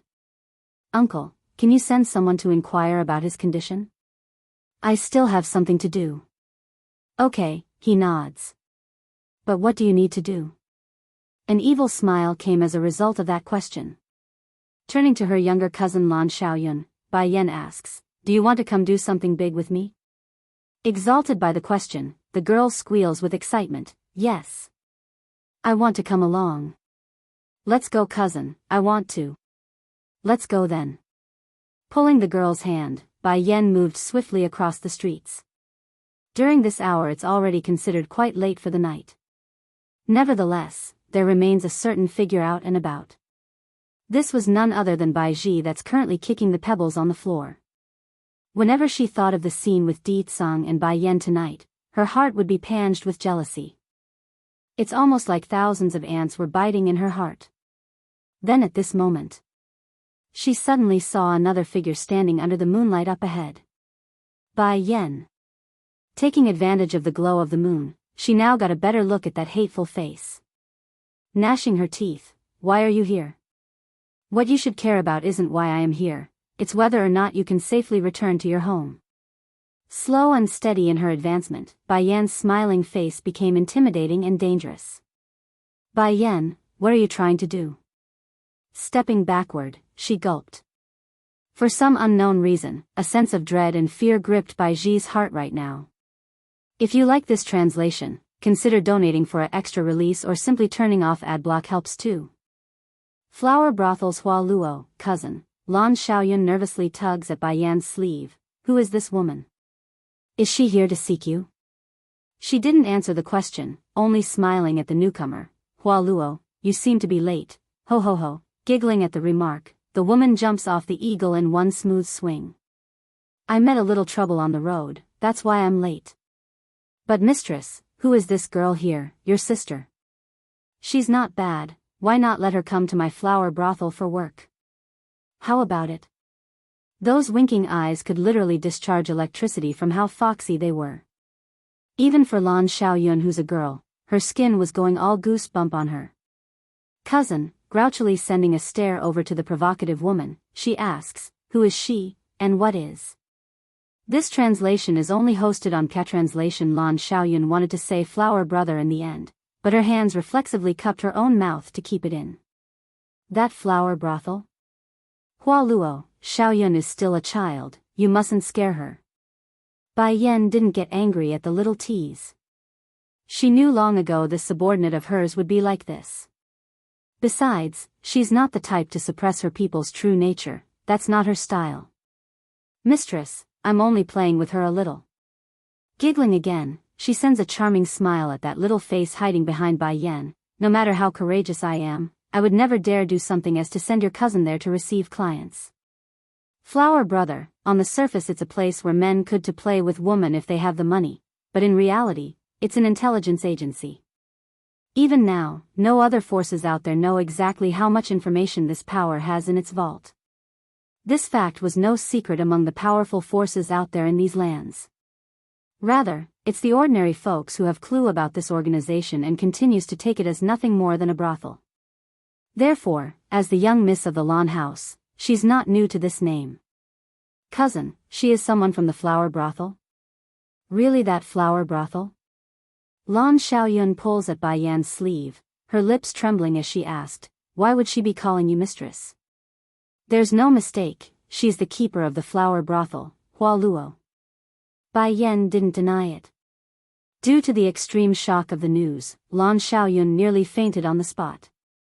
Never in her dreams did she expect the true master behind the flower brothel would be her own cousin here. Oh heavens, is there anything in this world more explosive and sensational? Cousin, hurry and tell me, how did you become the master of the flower brothel? They are an entity that can stand up to the royal family, a power that can crush the Bai family. Flushed red from being overexcited, the girl nearly couldn't breathe there. If this matter becomes known to grandfather, it's likely he will faint from excitement. I will tell you later about that. Making a faint smile, Bai Yan shifts her gaze back to Hua Luo. There is one thing I want you to do. As soon as she heard Bai Yan was getting down to business, Hua Luo's expression turned serious. Mistress, please instruct me. I suspect my mother's death must have something to do with you, Rong. You are to thoroughly investigate this matter. In addition, you are to find out the activities of every member of the Bai house over these years, cold in her gaze, including Yu Rong's history before she married into the Bai family.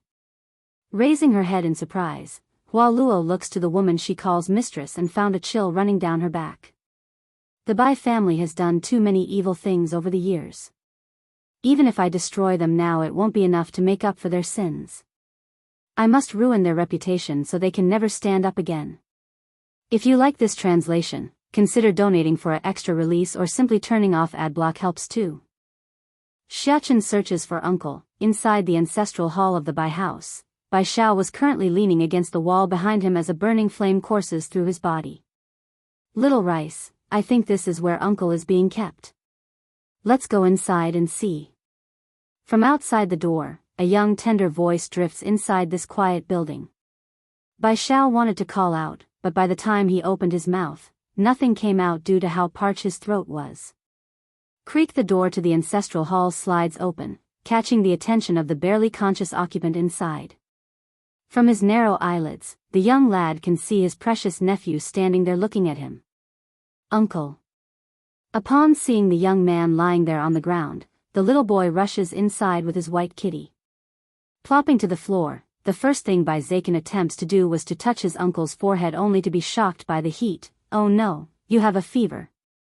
This translation is only hosted on Catranslation, although a martialist definitely had a stronger body with a better immune system, but that doesn't mean they won't get sick. I'm okay, that voice was harsh and dry. Likely afraid his nephew would be worried for him, Bai Xiao barely manages to force a smile. Xiachen, how did you get in here? Mother is worried about you, so she had Little Rice come find you. However, I miss you too, so I came along. From beginning to end, Bai Xiachen's small little hand had never stopped moving. Sorting through his deep pocket, he brought out a pile of small bottles and jars, all of which are filled with Dan pills of various effects. I'm sorry, uncle, but but I didn't learn any medical skills from mother. I don't know which of these can cure you. Since childhood he only had interest in poison.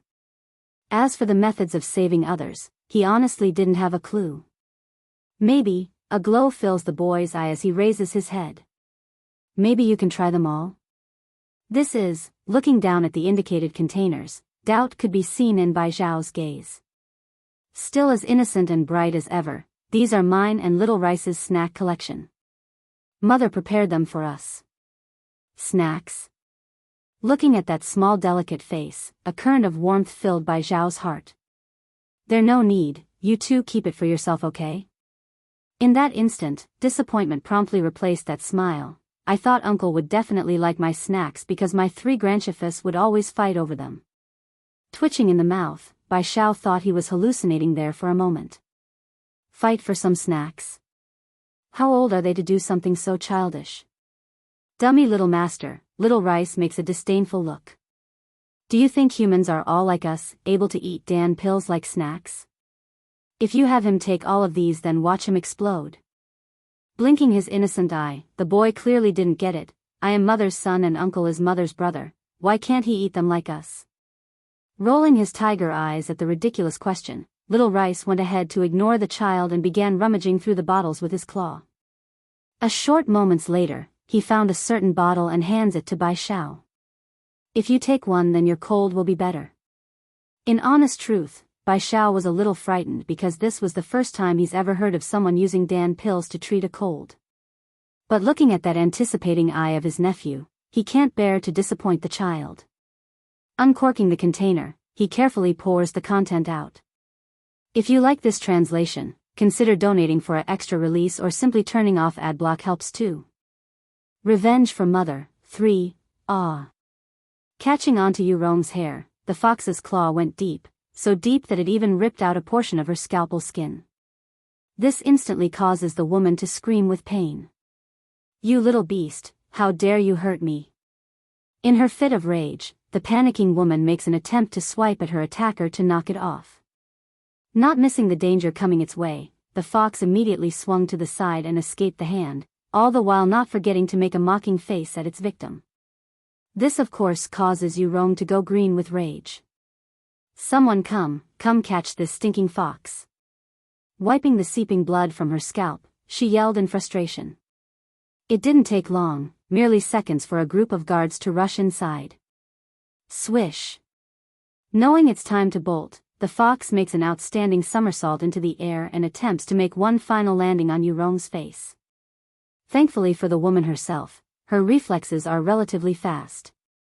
Otherwise, she could have expected some serious scars on this swipe. Even so, one of her hands had become a bloody mess after she used it to take the hit. This translation is only hosted on Catranslation. Kill this thing. Kill it. Became twisted in her expression, she glared daggers at the menacing fox. But it's already too late. Before the guards could even make a grab for it, the fox had jumped right out the window and disappeared into the darkness of the night. You bunch of useless things. How can you not catch a single fox? In her moment, she heavily stomps at one of the guards. It's unsure if it's her illusion or not, but right now the backside of her hand felt very itchy due to the scratch. Enough, this can't be blamed on the guards here. It's all that fox's fault, old Madam Yu frowns with a strange light in her eye. However, since it's here, it won't be able to escape so easily considering how big our estate is. Have our people fan out and search. Yes, madam, the guards lowered their heads and respectfully complied. As soon as the guards retreated, the old woman promptly shifted her gaze back at her daughter. Did you forget what I told you before? No matter how dissatisfied you are, you cannot show it in front of the public. But the fox is too vexing. Just the thought of that little thing was enough to make her veins pop. Furthermore, the itch on the back of her hand was starting to get worse. At this rate, she might even scratch the skin off. Don't worry, it won't be able to escape our grasp. Old Madam Yu smiles sinisterly because nothing has ever escaped her will when she wanted them. The Bai house was so, and so was Lan Yue's dowry. Just as old Madam Yu was scheming again by Xiaochen, the little boy was already running towards the location where he hid little Rice. At this moment, the baby tiger was in the middle of licking his paws on the grass in an elegant fashion. Seeing the rushing figure coming his way, he asked, "Is everything done?" "That bad woman is scheming against Uncle. She also called Mother a bitch." Raising his silver fur, the bloodthirsty nature of his lineage could already be heard in his angry voice. Blinking at the remark, little Rice tilted his head in confusion. Since when did the little owner here get so nice to let those people off the hook? Likely becoming aware of the tiger's question, Bai Xiachen giggles with delight. "Did you forget already? I only have interest in poisoning people. Just now, I used some of my stuff on her body." If you like this translation, consider donating for an extra release or simply turning off adblock helps too. Kick him. But, innocently tilting his little head, the bad woman can find someone else to make a baby. Why can't Mother do it too? Wang Xiaopeng from next door has a little sister. I also want one. Wang Xiaopeng? Who? Bai Yan asked. They live next door. Their family has a lot of money, that's why Wang Xiaopeng can be so fat. Note, Wand is the surname and Xiaopeng little chubby in Chinese. After a brief musing, Bai Yan understood what's going on now. This neighbor the boy's referring to wasn't from the Holy Land, it's the family living next door to the manor she prepared here in the city. Don't assume just because Bai Xiachen's intelligence was higher than a normal person that he can ignore the things a child should do. He needs friends around his age to play with. Oh baby. Picking up her son, she hugs the little fella and runs her fingers around the nose as a tease. One can't just make a sister because they want to, these things need fate. You are still young so you don't know. Wait until you grow up some more, then you will get it. This translation is only hosted on Catranslation in response. Bai Xiachen nods like he understands.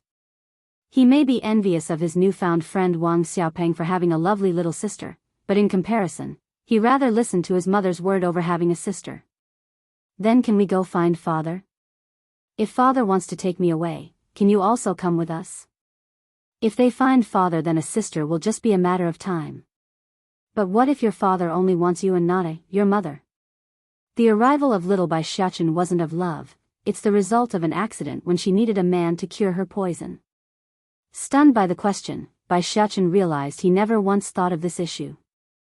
Going quiet, the little boy went into deep contemplation, as deep as a child can go anyways. Then after a good few minutes, his big eyes literally glowed with brilliance. Mother is so good so Father can't possibly do that. But if he does, then I also don't want him. Squirming closer against her mother's chest, he tightly weaves his hands around her neck. In this world, he can lose everything except his mother here. Getting such affection from her son like so, Bai Yan unconsciously broke out into a gratifying smile. In this life and her previous one she has done a lot of things she regretted, but giving birth to this child was not one of them. Suddenly, the evening breeze whistled into her nose and she could smell a certain familiar scent. Going ghastly white in the face, she jolted up from the chair and quickly brought out a pill. This pill can cover your aura. Swallow it now and hide under the bed. Remember, no matter what happens you mustn't come out. Before the boy could even get a grasp on the situation, his mother had already forced the pill down his throat and stuffed him under the bed. In the next moment, a dazzling figure popped in. Dominating, enchanting, seductively evil, none of these words could properly describe this man. Bai Yan lost her breath there. She had seen him earlier tonight, but never in this fashion. That silvery hair, that purple robe, and that peerless face, it's no wonder every girl in this kingdom would fall heads over heels for this man known as the Sovereign Prince. Sadly, the more beautiful things are, the more dangerous they are. This man was like a flower hanging off of a cliff. If not careful, one will fall into the deep ravine below, meeting their end in a crushing fall like the stuff they call love. What are you thinking? Just when Bai Yan was in a daze, the man had already come face to face with her. Against that intoxicating breath, her senses were knocked right back to reality.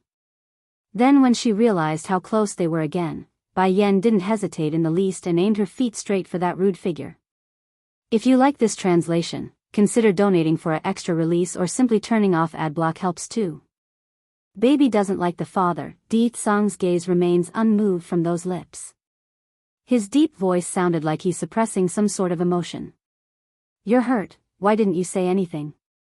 The glaring blood stain only made his heart ache like it's been torn apart. Have you given me the opportunity to say? Bai Yen sneered. Her lips been blocked by him, so how was she supposed to tell him? Moreover, even if she did say it, would he have relented? Bai Yen. Song approached again, his voice hoarse as he spoke. You still owe me 9 kisses. I will take them back one at a time. Immediately widening her eyes, her tone sounded angry. I only kissed you once and you want 10 in return? Aren't you being too much? As if unaware of her wrathful voice, Song turns to leaves, disappearing into the night sky without leaving any traces of his presence. This translation is only hosted on Translation with the man gone. Bai Shechen promptly scurried himself out of the bed. First patting away the dust, he then rushes up to his mother's side. Mother, is he my father? The little guy's milky voice pulled Bai Yen back to her sense. Oh my baby, you are wrong. That man isn't your father. Mother is lying. Bulging in his cheeks, he looks like a steaming meat bun at this moment. He's clearly my father. But I don't like him. His voice a little sulky as he said the last part. It's not easy to learn of who his father was, yet he didn't like the man at all. Why? Bai Yen asked. He is too fierce. Bai Shechen pinches his lip to the side unhappily. In the little guy's mind, the perfect image of a father should be like his godfather Chu Feng-yi, kind and warm and not frosty and fierce like the one here. Mother, can you be godfather's wife? Swinging his arms around his mother's neck, Bai Shechen pleads with those big innocent eyes. Godfather is kind and gentle, plus he's super rich, way better than that fierce man. If he did not know that the man was his old man, he would have long rushed out to fight when they were making that racket above his head. Recalling the kiss again, Bai Yen became a little embarrassed. He's not bullying me. Also, that kiss was started by her first. I saw everything. The boy's cheek was flushing from how steaming he was. That evil man bit you and made you bleed. No way I will like someone like that. Bai Shechen was still young, so of course he didn't under what Song really did. To him, he only knows his old man made his mother bleed on the lips there. Therefore, his first impression of Song turned out very bad. Mother, I know it's because of that baddie being too strong and that you don't want him to take me away. Fear not though, I will quickly grow bigger, and when I do, I will bite him instead if he dares to bully you again. Warmed by her wonderful son's statement, Bai Yen felt like everything she's endured thus far was worth it. Shechen, during this time I won't go back to the estate, but I will have your Auntie Holuo look after you. Once we are done here, I will take you away and never let that bastard find us again. A bit aggrieved that his mother won't be around with him for the next while, he nevertheless nodded. Don't worry mother, I will be good. But you must promise me that once you are done you must come find me and not leave me behind. If you like this translation, consider donating for an extra release or simply turning off ad block helps too. The Queen Dowager's summon. 1. Next day, the early morning light of the sun had just sifted through the windowsill when a loud ruckus suddenly broke the serenity of the room from the outside. Wrinkling her brow at the commotion, Bai Yen gradually opened her sleepy eyes to find the nesting boy in her arms already gone. Just that.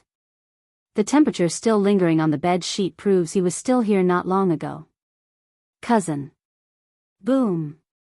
Rudely barging through the door, Lan Xiaoyun, girl cousin, appeared to be in quite the good mood based on how cheeky and gloating her face was. What happened? Seeing her cousin like this, Bai Yen can already guess something must have happened while she was asleep. This translation is only hosted on Translation. Cousin, do you remember you had my father go find cousin at the Bai house after dinner? A gleeful smile escapes the girl. Last night my father had a falling out with that Bai Jingxiang. The bastard tried to stop him from seeing Bai Xiao, but my father forced his way inside regardless. Oh. Pricking her brow, Bai Yen became a little confused here. How is this considered a good thing? Of course this isn't it. What I want to say is another thing. A cunning and sinister light beams out of the girl's eye. When my father and his people forced their way into the inner quarter of the manor, they saw Yurong going crazy. It's like she's possessed, constantly scratching her hand, and most importantly, she started to strip dance in front of the public. Sinking in her complexion, Bai Yan can already guess it's her son's doing. Nevertheless, she had to admit, it's beautifully done. Cousin, are you not happy? At the time many people saw Yurong's nude body. Though the girl's face was flushing at her own statement, the excitement in those eyes cannot be hidden. If I had known Yurong would start strip dancing, then I would have had my father bring more people over to the Bai house. Thinking of the torture faced by her cruel stepmother, Bai Yan's lip inexplicably formed a smirk.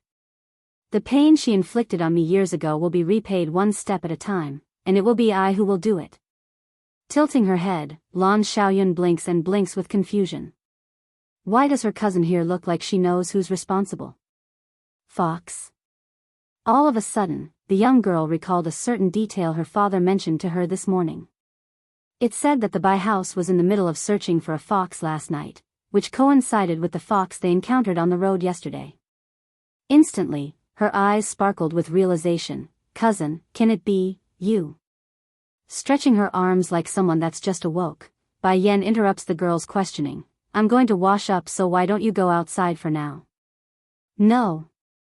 Lan Xiaoyun became all mopey. I haven't even finished what I wanted to say yet and you already want to drive me out. There's more. It's like this. Grandfather tasked me to inform you that the palace has sent for you. Her Highness the Queen Dowager is seeking your audience today, but since you were still asleep earlier, he wouldn't let me disturb you. Dowager? Bai Yan went quiet at the information she got. Her impression of the Queen Dowager wasn't deep, but she did learn that the relationship between her mother and the old queen was so good that she wanted Lanua to marry into the palace.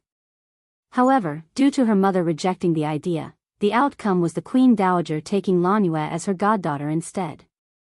In fact, when the old Bai Yan was still young, she had often visited the old queen in the palace with her mother. But ever since Lanua passed away, the young orphaned girl would seldom step out of the Bai estate, hence the reason why their former good relationship became so alienated. You go tell our grandfather that I will be entering the palace in a bit. Now that she's returned, it's unavoidable that she would make a visit to the palace. If you like this translation, consider donating for an extra release or simply turning off adblock helps too.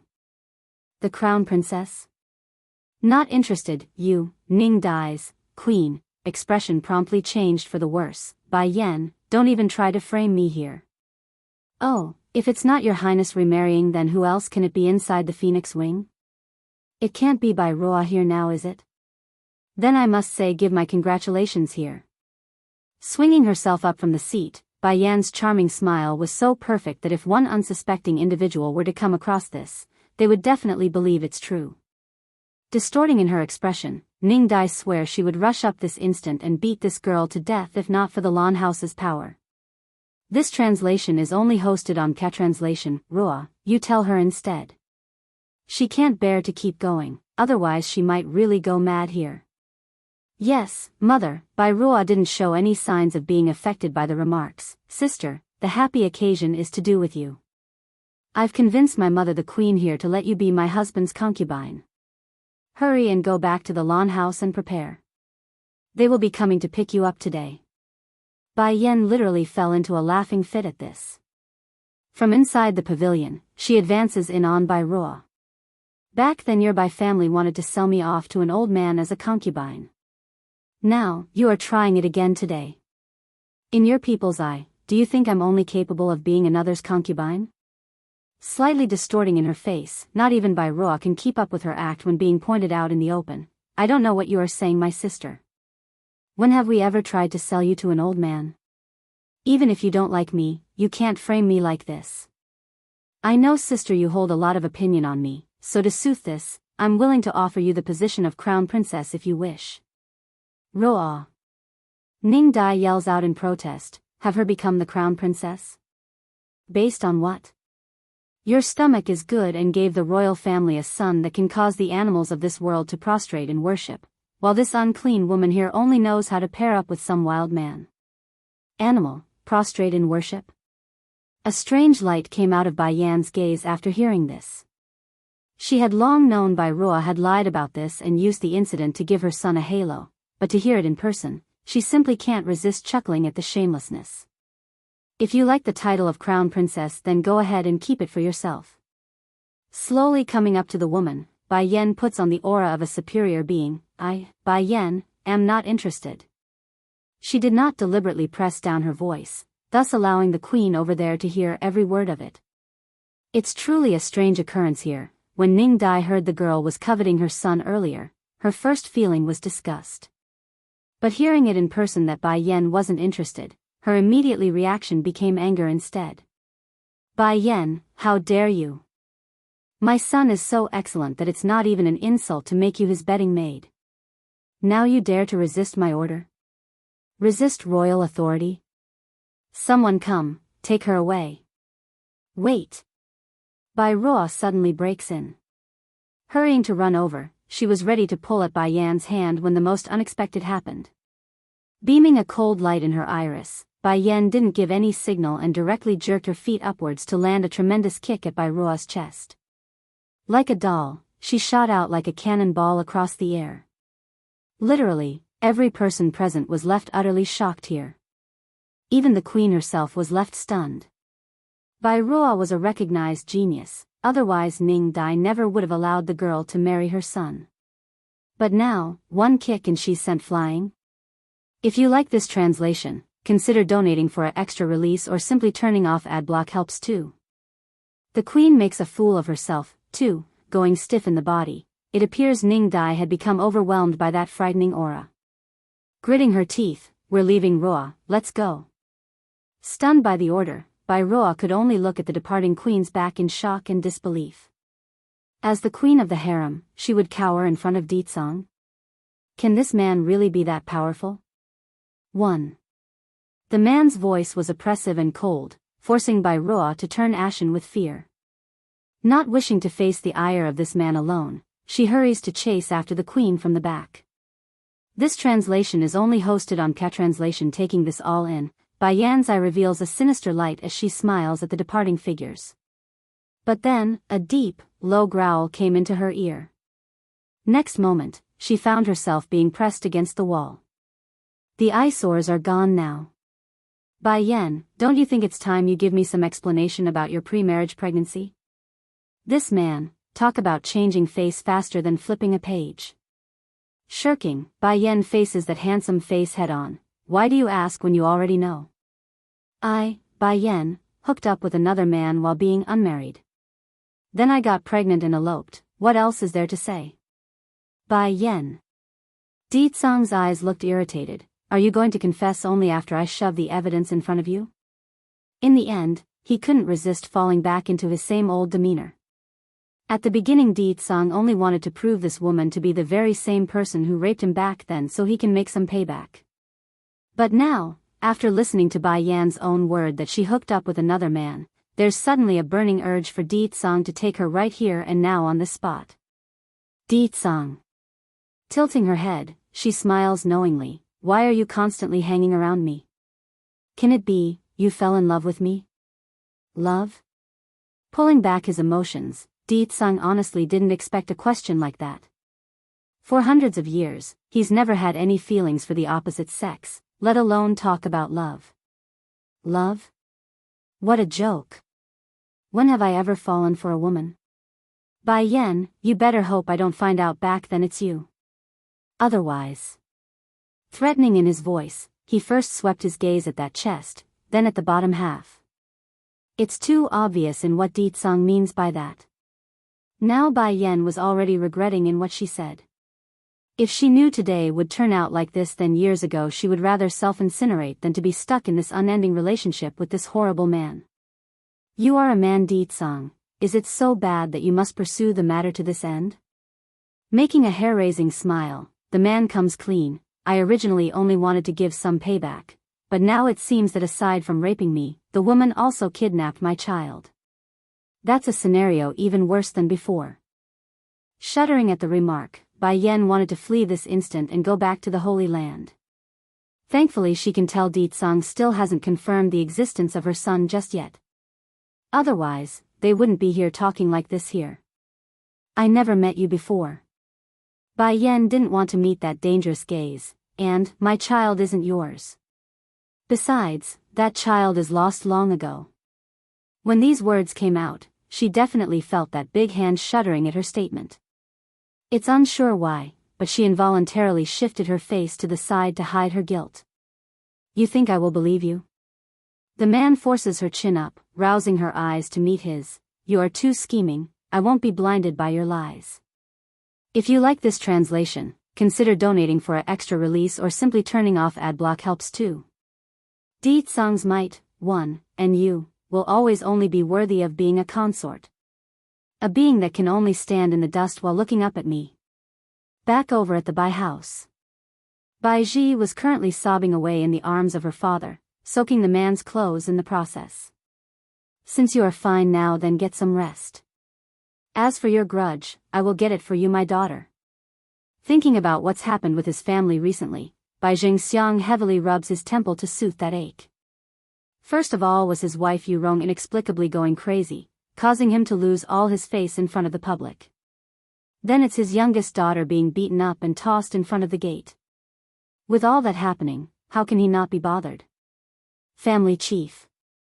Exactly at this moment, the housekeeper reverently came through the door and said, Eunuch Li is here at our home. He's carrying a decree from Her Highness the Queen and it's meant for third miss here. This translation is only hosted on Translation Queen's Decree. Bai Ji became stunned by this. Why would Her Highness send a decree for me? Daughter, let us first go receive it first, don't let the man wait too long.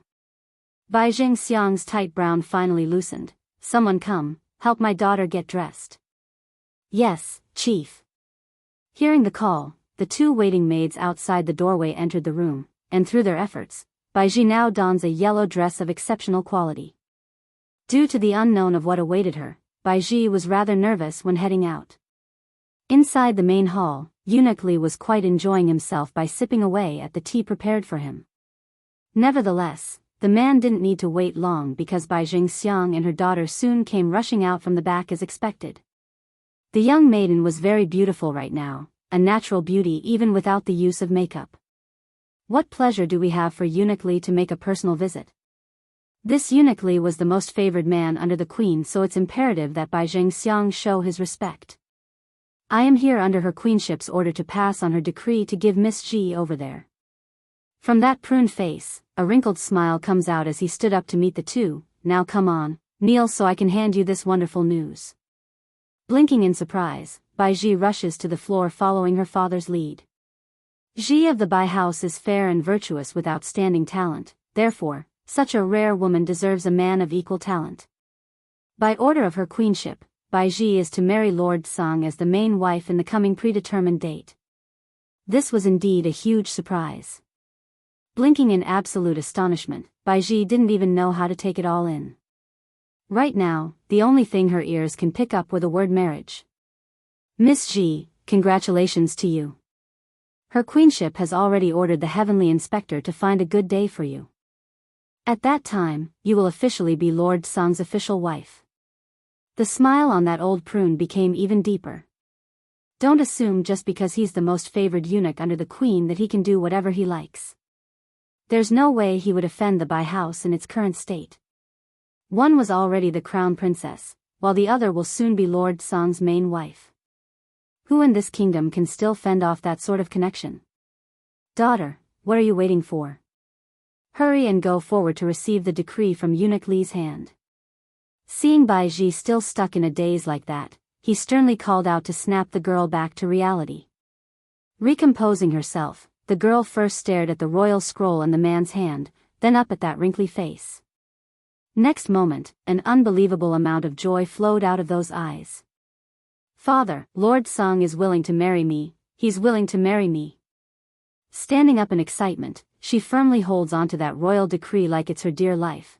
From now on I will be the only main wife of Lord Song. If you like this translation, consider donating for an extra release or simply turning off ad block helps too. Deet Song's might, too, hearing Bai Ji's excitement, Eunuch Li didn't bother to explain in more details and continued to smile.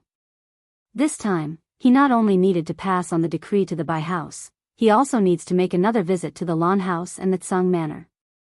It didn't matter anyways in the man's view. Now that the queen herself had made the decision, there's no way Lord Tsang would dare resist the order. Miss Ji, I still have other business to attend to. I shall take my leave first. This translation's in only hosted on Translation. Someone come. Bai Jingxiang had also come back to his senses by now, help see eunuch Li out. Naturally, Bai Ji could care less whether or not the eunuchs existed now that she has the decree in her hands.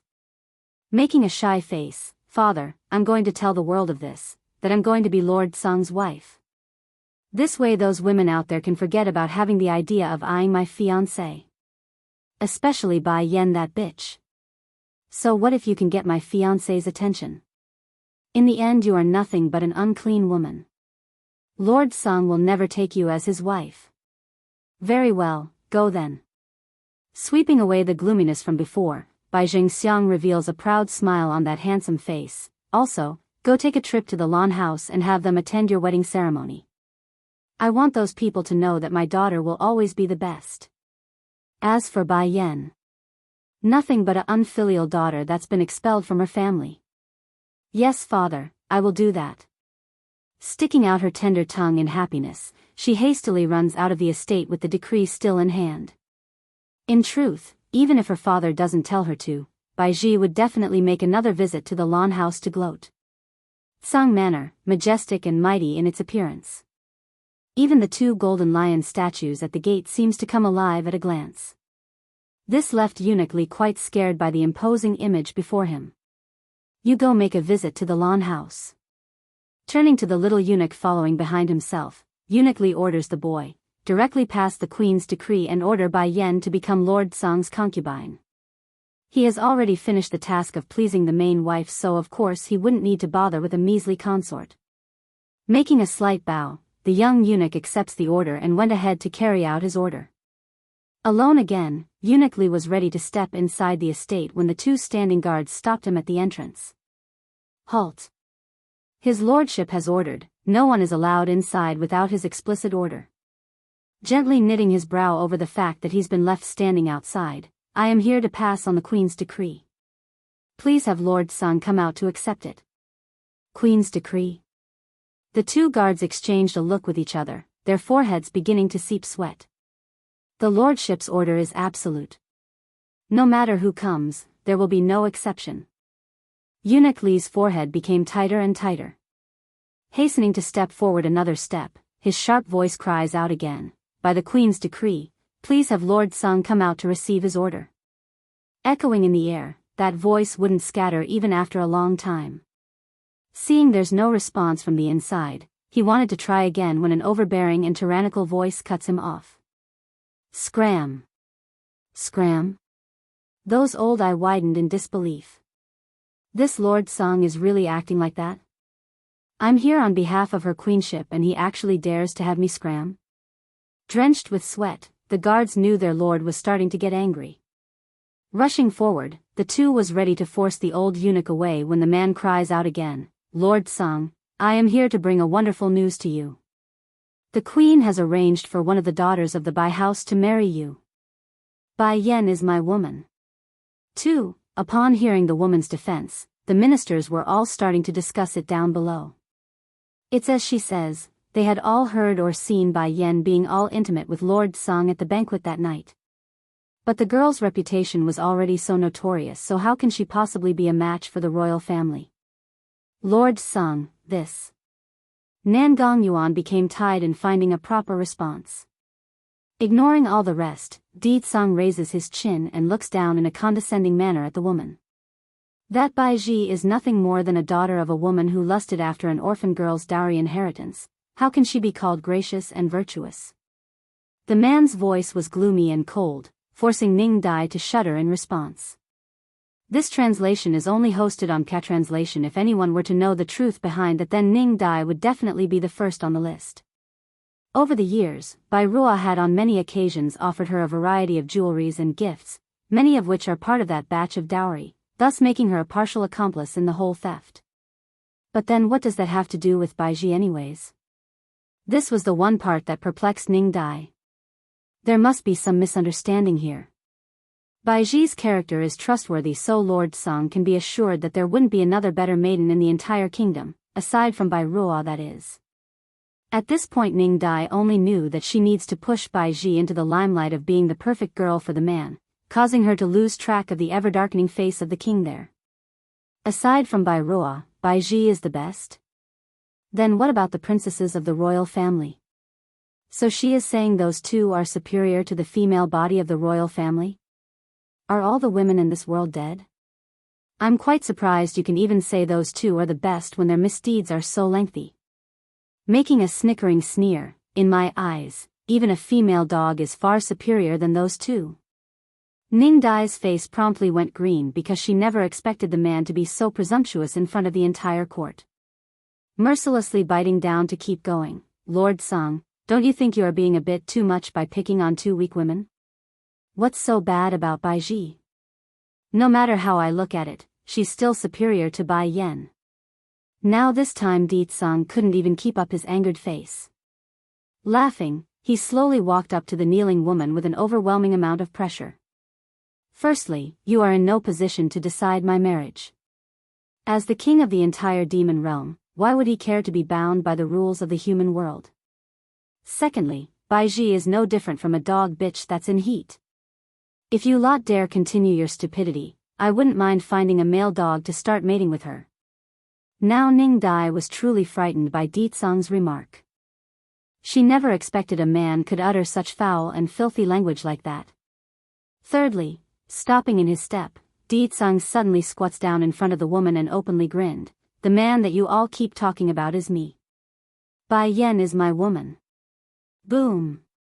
Like a thunderstorm, the entire crowd were knocked off their senses by that statement. It's too sensational, it's too overwhelming, and it's too unbelievable. Bai Yan's man is him? What does that mean? 6 years ago, I was plotted by my enemies and was poisoned as a result. At the time, I happened to meet Bai Yan by accident and forced my way with her against her wishes. So, if anyone in the future keeps spouting more nonsense, I will see to it that the fool can never see the light of day again. No matter where they run, no matter where they hide, I will hunt them down to the ends of this world. What sort of arrogance, and what sort of strength would a man need to utter such a threat? However, none here would doubt Di Tsang could pull that off. The aura coming off of him was simply too overwhelming. Shuddering on the floor, only despair could be found in Ning Dai's pale face right now. How can this be? How can the man back then be Di Tsang? Does that mean the wild child from her stomach is also his? Baiji becomes a joke. Despite being in the midst of the afternoon, the guards can only feel their skin shivering as the winds around them became colder and colder. Your Highness. First patting her skirt to remove some of that dirt, Baiji then shyly started to fiddle with her dress. I wish to ask for your forgiveness. I didn't see you earlier, that's why I was so careless. Maybe it's due to that charming and shy voice, but Di Tsang finally moved his attention to the girl in question. Who are you? The man's dominant voice was damp and cold, leaving Baiji freezing up on the spot. Your Highness, We met at the banquet before from the other night. I'm your fiancé. How can he not know who I am? What used to be indifference in the man's face was now that of surprise after hearing her statement.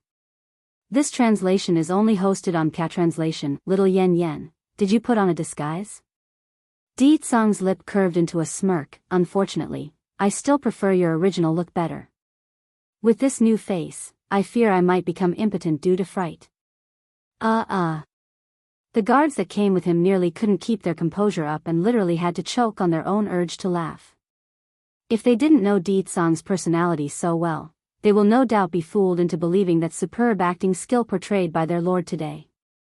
PFFF, seriously, at the very least this young girl is good enough to be called a fresh flower, but to be insulted like that, talk about cruel. Your Highness, pinching her lips together, a layer of water was starting to form on those eyes. You've confused me with someone else. I am Bai Ji from the Bai family. It's Bai Yan again, that bitch. What's so good about her to warrant such obsession from Lord Song? But it matters not anymore. With Her Highness the Queen backing me, there's no way Lord Song would dare refuse the arrangement. Di Tsang's face promptly turned dark. From those seductive eyes, a spark of cruel and savageness starts to emulate out of those irises. You are not little Yen Yen? You got some nerve to be impersonating my fiancé. You there, guard, what's the punishment for someone pretending to be a member of the royal family? To answer Your Highness's question, the heaviest penalty is the death sentence for the entire family clan, the lightest being imprisonment inside the prison. Impersonating a royal family member? Baiji widened her eyes in disbelief, her lips trembling from fright. No, I'm not pretending. I have here the Queen's decree. You cannot disobey her order. Queen. Di Tsang's smile was cold and cruel. The Queen herself is already banished to the cold palace, so how can her decree still hold weight? Boom. Like an explosion inside her head, Baiji's complexion instantly went white without an ounce of blood left in there. Losing her balance due to her legs giving way, she was ready to fall again when her hands managed to catch onto the closest tree. Only like that does she manage to stay upright. No. I don't believe you. How can Her Highness suddenly be banished to the cold palace? All of you must be lying to me. When it came to the last part of her sentence, that piercing cry was borderline crazy. Beads of tear came pouring out like raindrops. There's no way I'm going to believe this. If it's true, then what's going to happen to my marriage? Immediately send her to the prison. Di Tsang's smile had turned outright evil at this point. Also, inform the world that Baiji is impersonating herself as my fiancé to spread lies as well as having ill intentions for me. The crime is enough to warrant the death sentence to her entire clan, but thanks to Bai Yan's leniency, I will let this incident slide for now. If there's a second time, none of the Bai house family members will live to see another day. In the end, all strength had left Baiji's body after hearing that statement. Squatting down to the ground after losing her bearing, she bit her lips and erupted an intense hatred in her eyes. Little Bai Shechen's been exposed. Looking aggrieved in her face, Lan Xiaoyun had no choice but to follow behind her grandfather in this case. However, with every 3 steps she took, she made sure to look back once. Then in her final moment, the troublemaker pumps a fist as a gesture of encouragement. You, Bai Yan had just turned around when a cold hard lip pressed in against hers. Together at last, their intimate figure was so beautiful that it's no understatement to call this a masterpiece. You still owe me 7 kisses. After a long and intoxicating kiss, he finally relented. Di Tsang. Bai Yan was a little angry now. What the hell are you doing here? To kiss you, the reply was smooth and shameless. If I ever find out you've been secretly keeping my son from me, I will have you pay me back with a total of 10 sons. 10 sons? Does this guy take me for a breeding mare or something? This translation is only hosted on Catranslation, sneering in her voice. Considering your status and identity, there should be plenty of women who's willing you give you a son. Why are you so insistent on haunting me? So far, only you do not disgust me. Also, only this woman can make his manhood get a reaction. A beam of frost flickered across Bai Yan's eye. This man, only because I don't disgust him? There are so many women in this world, how can you claim I'm the only one who wouldn't disgust you? What if you encounter another in the future? Making a sarcastic snicker, Bai Yan continued, then what, have me share a husband with another woman? Unfortunately for you, I will never share my man with anyone. After leaving behind this sentence, she no longer bothered to look at the man behind herself. Instead, she turns to walk for the inner part of the courtyard. Watching the departing figure, Di Tsang's forehead inexplicably turned into a knot like a confused husband. What did I say that's wrong here? This woman has quite the temper.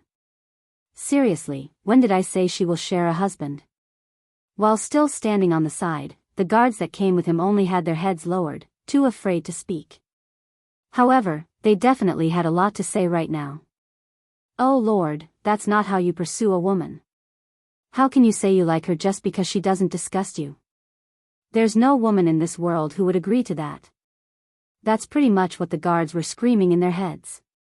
Your Highness, all of a sudden, a man dressed in black descends from the sky, his tone respectful as he spoke. I've just finished my investigation. It's as you suspected, Miss Yen has a close relationship with the mistress, Hualuo, of the flower brothel. According to what I found, it said that Hualuo was saved by Miss Yen several years ago and has since swore her allegiance to the lady. This secret was no easy matter to discover because only those closely related to Hualuo would know this truth. The man in black continues with his report. Through my investigation, I found out Hualu recently bought a certain estate in the city not long ago. Sneering, Deed songs I lit up with glee. By Yen, this time, I like to see what sort of excuse you will make for me. In the eastern part of the city where the street was bustling with life, Bai Jingxiang was currently standing in front of a certain manor with his eyes staring intently at the doorway. A little while later, a guard walked out from the inside. Please go back, Lord Bai, my little master doesn't wish to meet you. Sure enough, the man's expression was a little disappointed at the news. Then can I inquire about whether or not your little master is Miss Hualuo? A few days ago, he had already learned about the flower brothel buying out this manor, and according to his information, the one to carry out the task was one of the guardians, working directly under Hualuo. The rumored other people's child, serious while also cute in his little face, Bai Shechen righteously speaks. Xiaopeng, now it's you who's not right there. It's already wrong that you like to steal the maid's underwear, but you can't even keep your chubby hands off your sister? Wang Xiaopeng wanted to cry now because he didn't expect his friend there to take an extra kick at him in this situation. Look at Xiachen and yourself. Look how sensible he is and how sick you are. Oh heavens, why do I have such a perverted son? At a young age and he's already so lustful. Not only are all the maids at home victims of his perverted deeds, now he's even going after his own sister. If this isn't a perverted sicko, then what is? This translation is only hosted on Catranslation, as bad as his past records were. Wang Xiaopeng really didn't do it this time because even he has his limits. Once it becomes known on who set him up today, he swears that he will definitely kill them.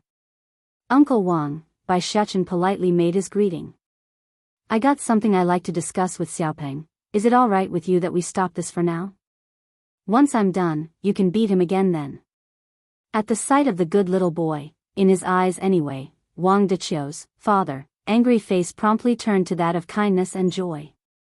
Okay, he repeated the word 3 times in a row. Then shifting his warning glare back to his chubby son, you should learn something from Shechen here, and don't just go ogling those beautiful maids every day.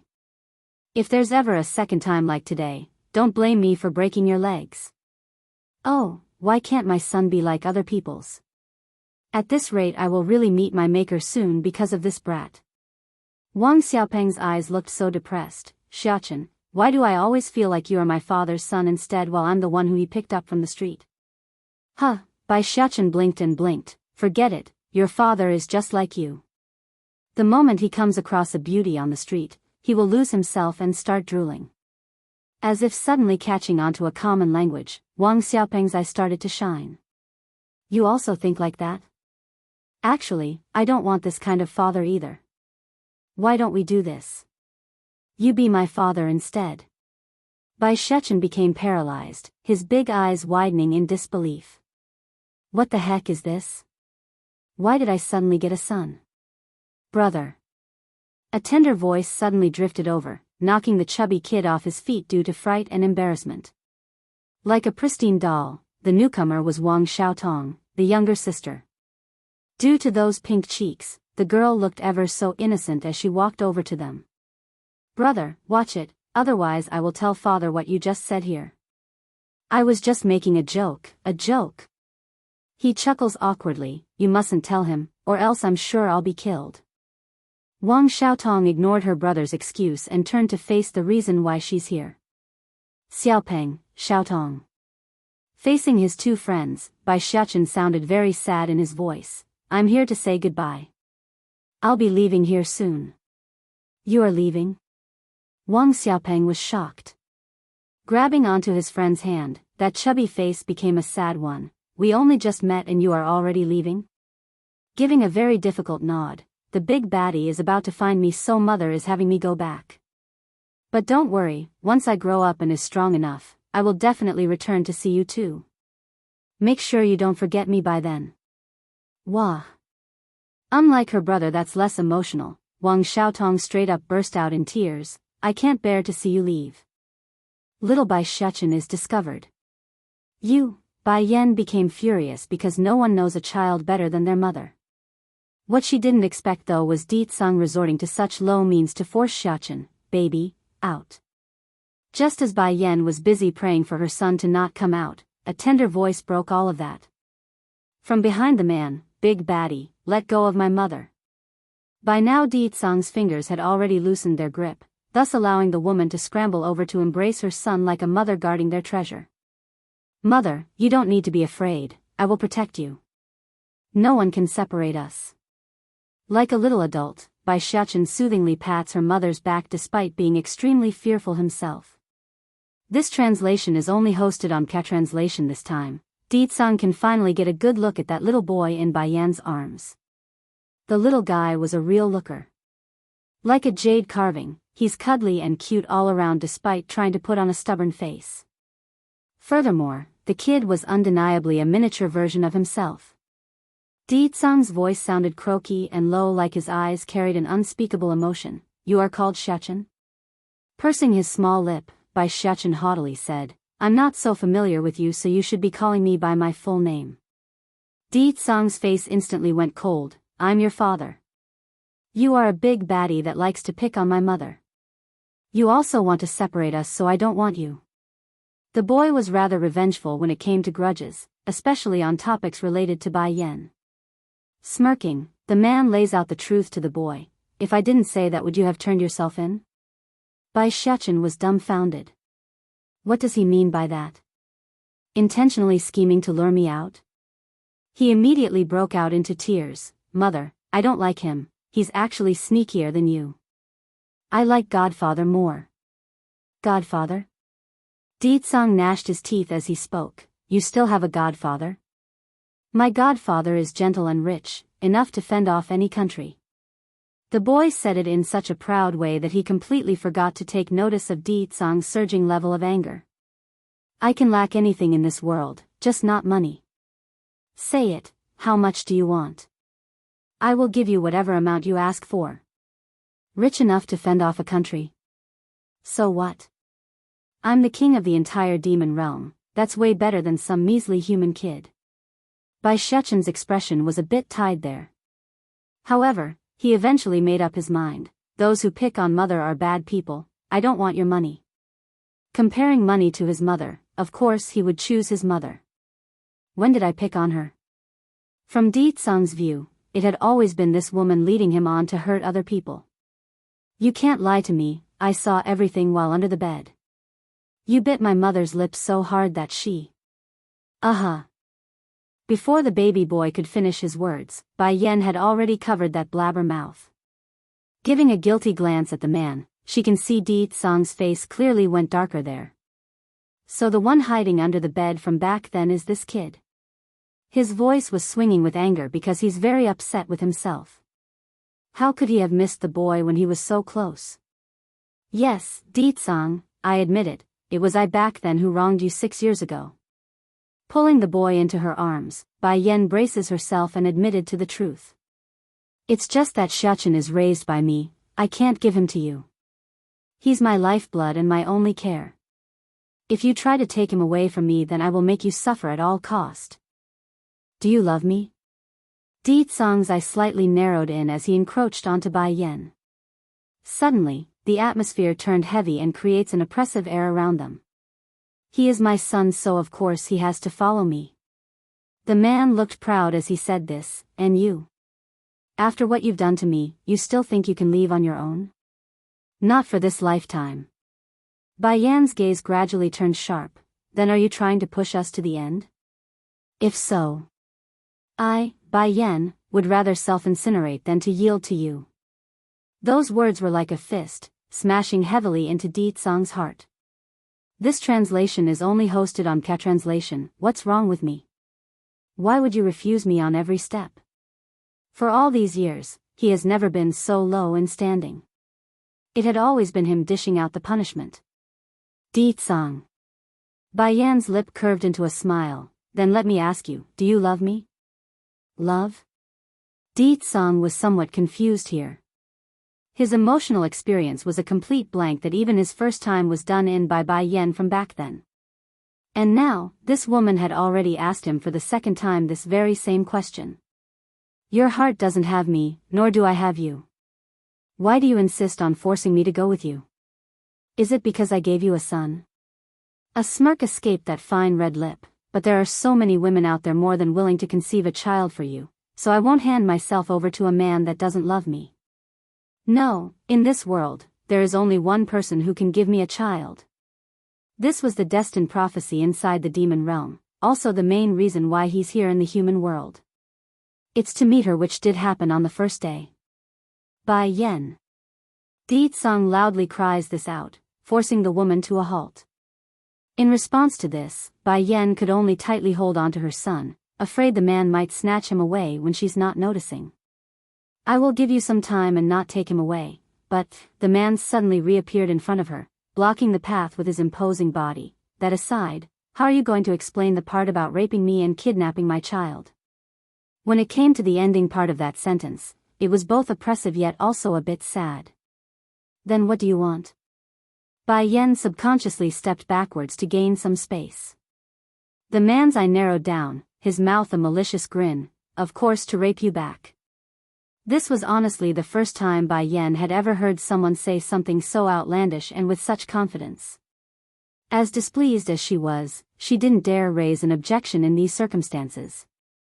Before she knew it, a powerful hand had grabbed her by the waist and off they went. With the adults gone, only Bai Shechen now remains in the yard.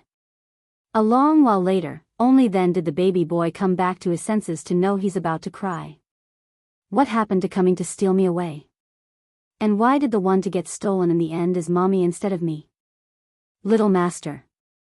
The baby tiger's weak voice drifted over from the side at this moment. Little Rice, where did you go just now? The boy grumpily asked. For a second there, Little Rice didn't know how to reply. Not like he can say he's been thrown away for crawling into Bai Yan's arm, can he? That's too shameful.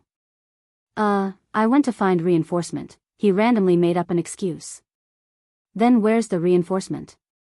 I became worried halfway out, so I came back. Where's Mistress and that scary-looking man? When it came to this topic again, Bai Shechen's expression instantly turned sad again. That bad man snatched mother away and left me behind. Only she can plot against Di Tsang. Little Rice was speechless here. For some reason, he feels like the situation had exceeded his imagination. Inside an antiquely ordained bedroom, a man punishingly tosses his prize onto the bed and then firmly pressed down with his body. That voice low and fierce, you going to keep lying to me? Now that the evidence is conclusive, I like to see how this woman will keep justifying herself. That's when Bai Yan broke out into a laughing fit after hearing that remark. Then all of a sudden, she hooked her arms around the man's neck and smothered her lips against his. As the heat between their skin and flesh intermingled together, something else occurred on the male end, and it's not the good kind. This translation is only hosted on Ka translation. It's boiling, it's erupting, it's absolutely screaming for release. Unable to resist the urge anymore, Di Tsang moved in, pulling that waist ever so close so that he can deepen that kiss and the impending act of their merger. Yen, the man's voice was dry and husky here, while those affectionate eyes were so full of desire that no woman can possibly mistake them for anything else. You're asking for it. At this moment, there's only one thought running through his mind, and that was to devour this woman before him. Unfortunately for him, due to his urgency for relief, Di Tsang had lost track of his usual keenness and didn't notice that sharp gaze from the woman. Those lips are simply too intoxicating. No matter how much he pressed in against them, it's never enough. Just that. When he's at the peak of his enjoyment, Di Tsang suddenly noticed something from that smiling face. Pricking his brow, he asked, "What did you do to me? Didn't you say you want to sleep with me?"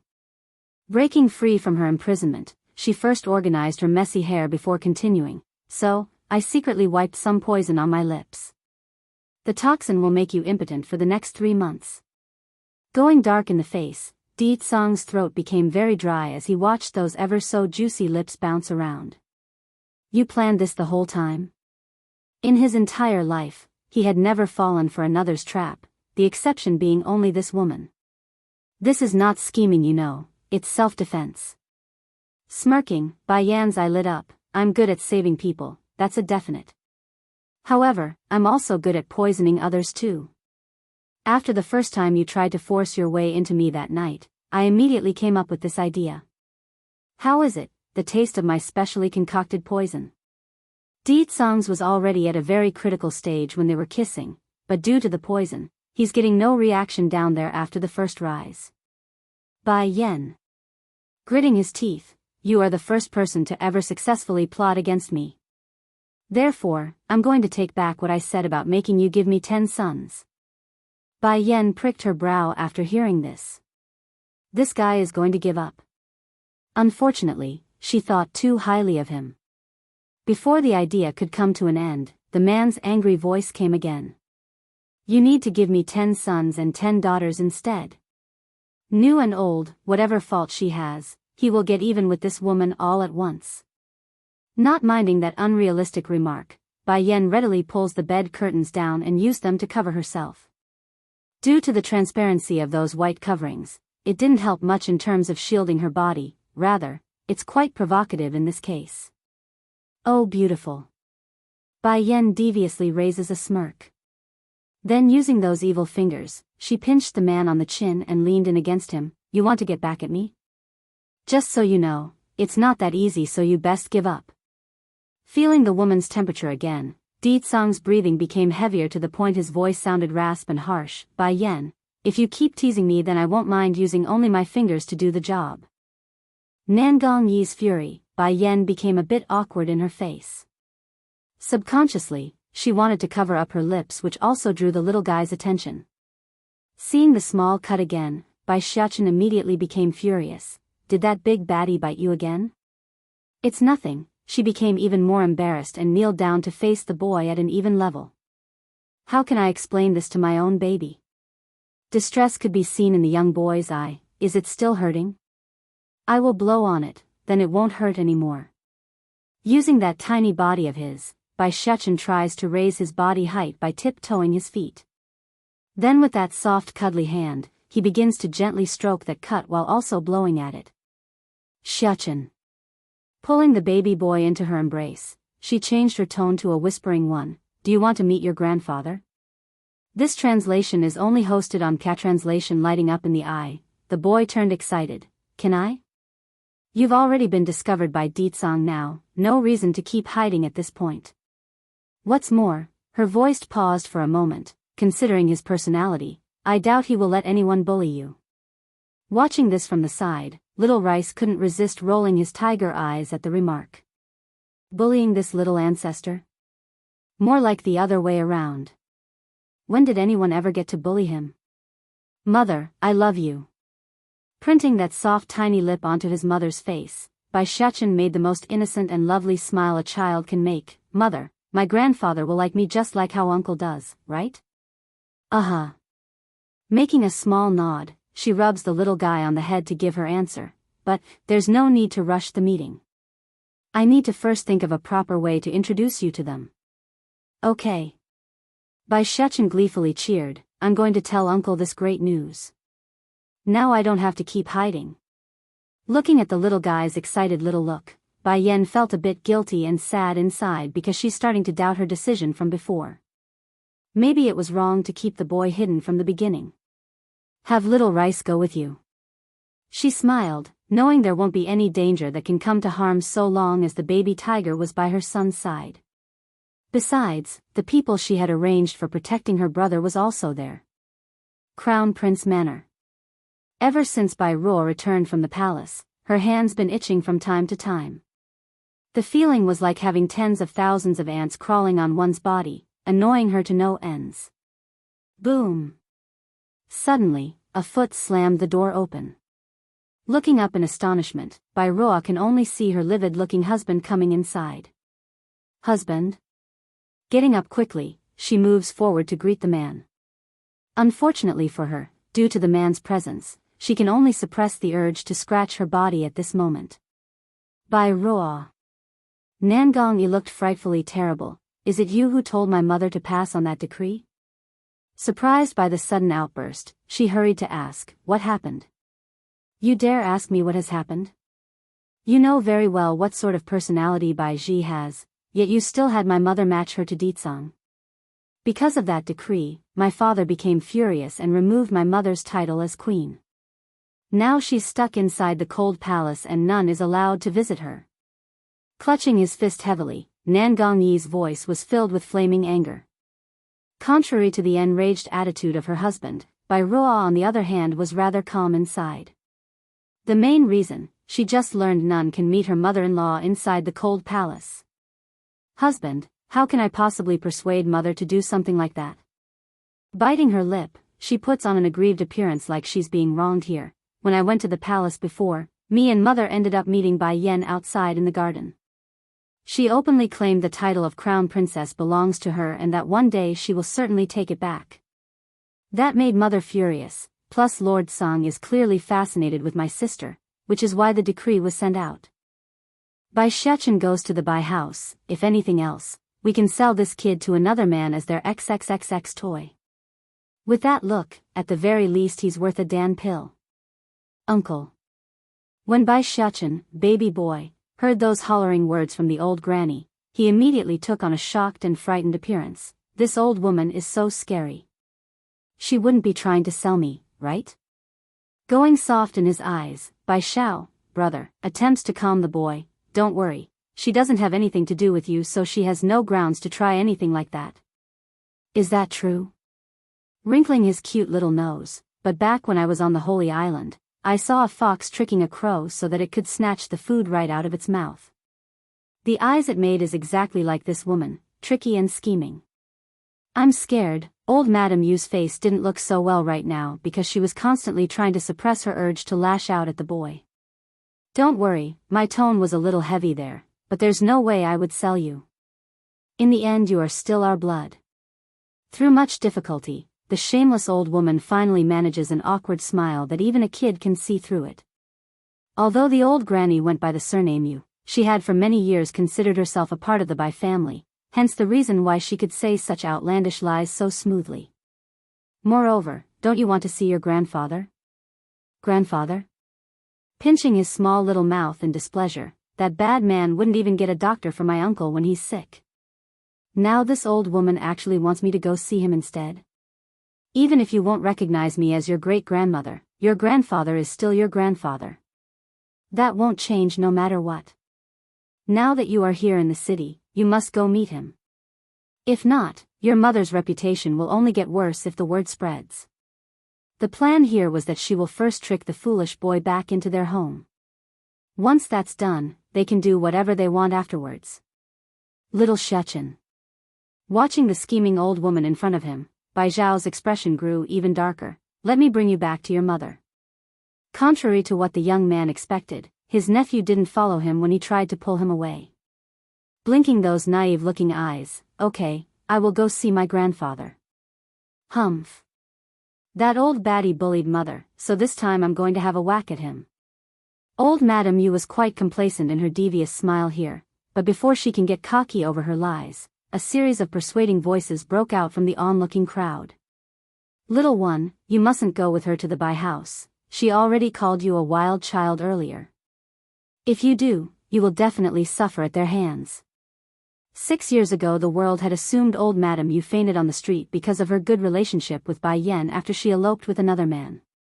But now, after witnessing the insulting words from this old woman here, the crowd can see that's clearly not the case.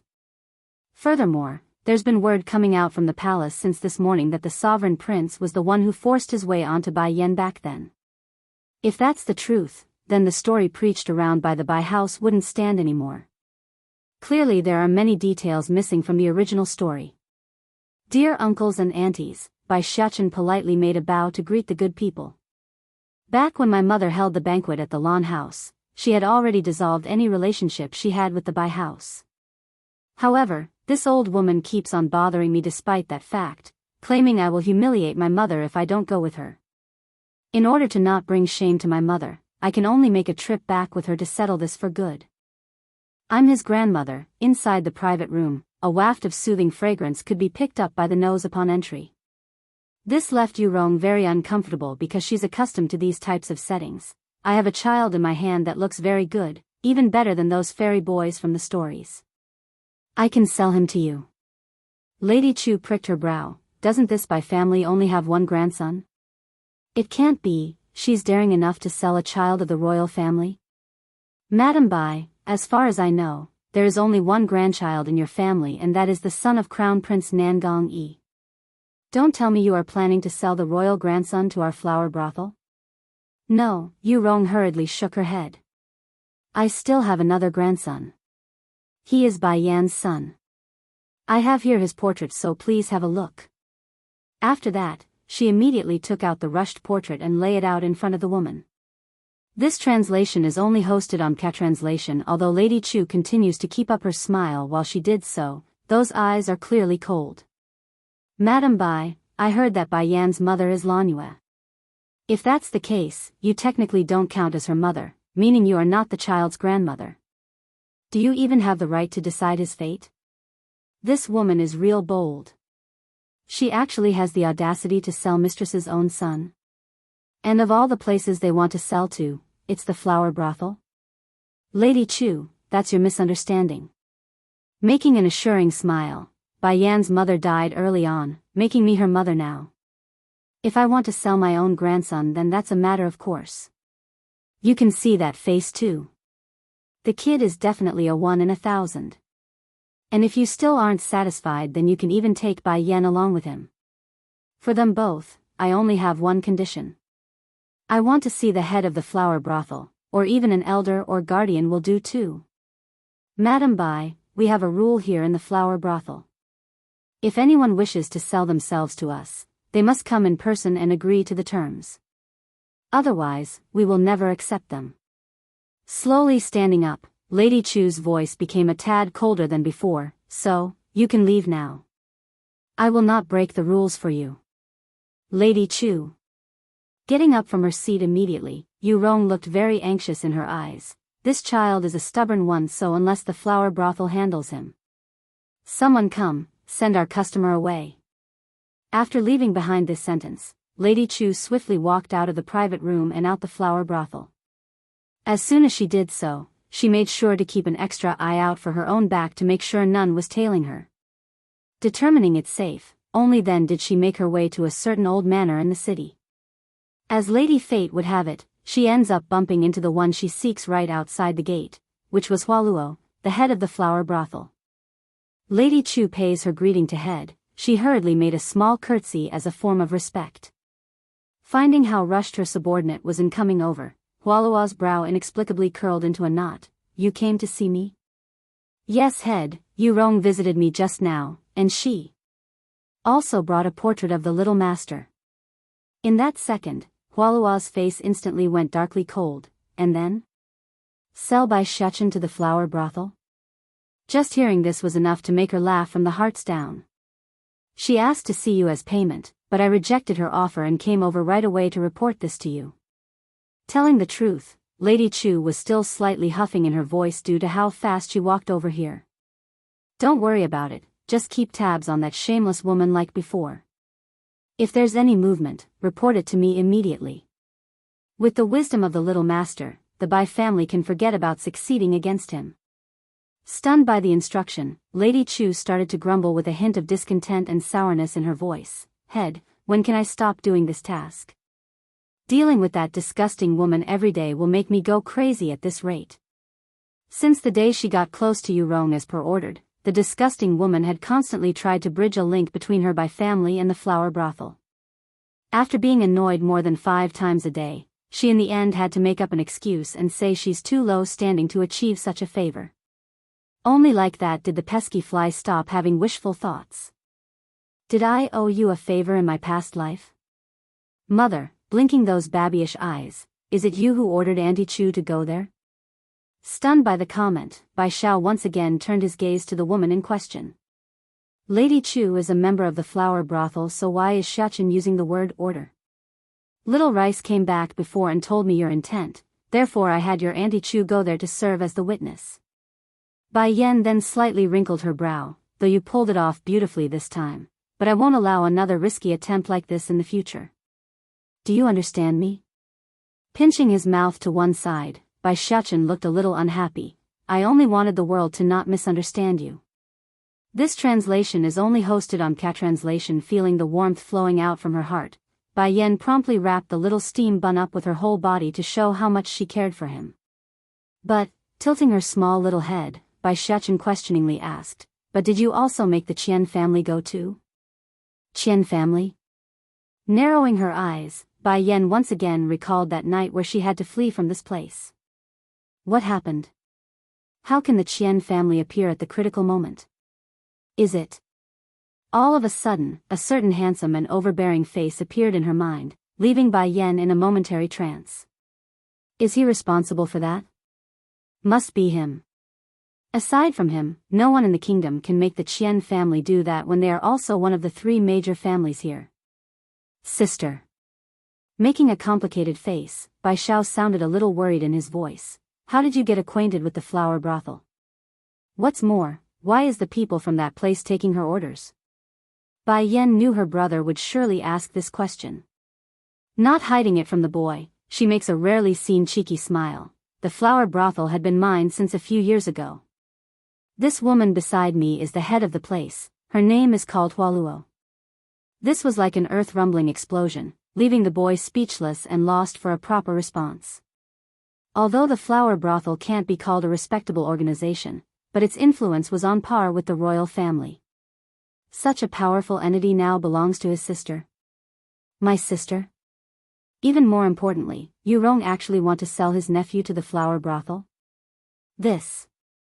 So, Bai Yen slowly rose from her seat and gracefully walked towards her brother. Like I said before, even if you don't take the Bai house, I can still take down this country for you. Her promise will never be revoked. Bai Xiao didn't respond to her sister's comment. Looking down at the ground, that handsome face was shrouded in gloom. Then after a long while of seemingly forever, he looks up again like he's made his decision. Yours is yours. As a man, it's my duty to hold up the sky. Not to mention, he pauses, then firmly said the rest. The current Bai house only reached its current state thanks to mother. I cannot let her efforts fall into waste. Sister is already strong enough, that means I only need to become stronger to protect her in the future. Sister. Gently hugging his sister, Bai Xiao smiles at her in a reassuring manner. Don't worry about me, I will not be in danger. No matter what happens, I am still the only male in the Bai house. That man will not be too excessive with me. Seeing her brother being so insistent, Bai Yen can only relent and let the boy do as he wishes. Besides, she already stationed her people around to protect him in secret. There's nothing to worry about. If you need anything then you must come find me. Patting the boy's shoulder, she sounded demanding. Xiao, you are my one and only brother, remember that. Happily nodding at her sister's attitude, Bai Xiao smiled back. Sister, I feel like I must have owed you a favor in my past life, that's why we are siblings in this life. It's so that I can thank you in the future and be by your side. Sister, I'm sorry I didn't believe in you back then and even blamed you for leaving. From now on, I will never let that happen again. True affection. 1. The royal family will take charge in searching for her if she's missing. It has nothing to do with us. Stretching lazily from her bed, brother, go find Xiaochen and I'll take him to our grandparents' place later. The incident from last night will surely raise the awareness of the Lan family, so explaining her son's existence wouldn't be difficult. Sister, have you finally decided to let Xiaochen meet them? Bai Zhao's expression looked very excited, even more so than the matter regarding the queen's disappearance. Nodding to confirm her answer, then I'll go find him now to tell him this good news. This translation is only translation. Bai Xiaochen's greatest hope was to get the family's recognition. If he were to learn that he's able to come out in the open, it's certain that he will be very excited. As such, Bai Xiao immediately ran out of the room after saying this sentence, leaving only the somewhat dazed Bai Yen in the background. At the moment, Bai Xiaochen was nestling in the Wang family's estate. With a pig trotter in hand, his mouth was full of grease. How is it? Isn't my mother's cooking awesome? I robbed it from little Rice. Considering how proud he looks, one will surely take it as a form of gloating over her mother's awesomeness. Xiaochen, didn't you say you are going to leave? Stuffed with meat in his big fat mouth, Wang Xiaopeng, chubby, could barely make his words audible. Pinching his mouth to the side, the boy sounded displeased in his voice. Don't remind me. Just when I was about to leave, the big baddie caught me. Fortunately though, I don't have to hide anymore because of that. Blinking his big baby eyes, he used a baiting tone to continue his words. Let me tell you a secret, I also ran off to find that bad woman to get revenge. Then does that mean you won't have to leave? That's awesome then. Taking another bite from the pig trotter, Wang Xiaopeng appeared quite excited at the news. To tell you the truth, I was going to miss you a lot. Miss me? Who was the one who completely tossed me aside over some sugar beans the other day? There's clearly still a hint of grudge over his friend's treatment from yesterday. Xiaochen. Suddenly, a call for him came from the outside. Uncle is calling for me now. Jumping up from the chair, he first wiped the grease from his mouth before turning back to his friends. Xiaopeng, chubby, Xiaoptong, little sister, I am very happy to have met you too. Let's be good friends for a lifetime. Now that he doesn't need to be sent back, it also means he no longer have to worry about leaving behind these newfound friends of his. At no time before this had he been happier. Blinking his chubby eyes, Wang Xiaopeng also felt happy over his friend's situation as he watched that disappearing back. After leaving the Wang family's home, Bai Xiaochen immediately saw a young boy quietly standing to the side of the road. Delighted by the sight, he quickly trotted over with his tiny legs and jumped into those arms. Uncle, before I only had mother and my grandchiefess, oh yes, there's also godfather and sister Chu. But now I got so many family and friends, I'm so happy. Poor little Rice, the boy manages to mention everyone but him. Xiaochen. Aching inside, Bai Xiao gently caresses that tiny head with warmth. In the future, the number of people around you will only grow more and more. Really? Bai Xiaochen's eyes were very bright, brighter than the very stars in the night. However, the most important person in my heart is still mother. Breaking out into a laugh, Bai Xiao was truly touched by the little guy's affection towards his mother. Dan Pill Gifting Conference, you also prepared a gift? Old Madame Lan was a little surprised there. You child, it's already good enough that you brought Xiaochen here, why the gifts? She looks at Bai Yan in a reproaching manner.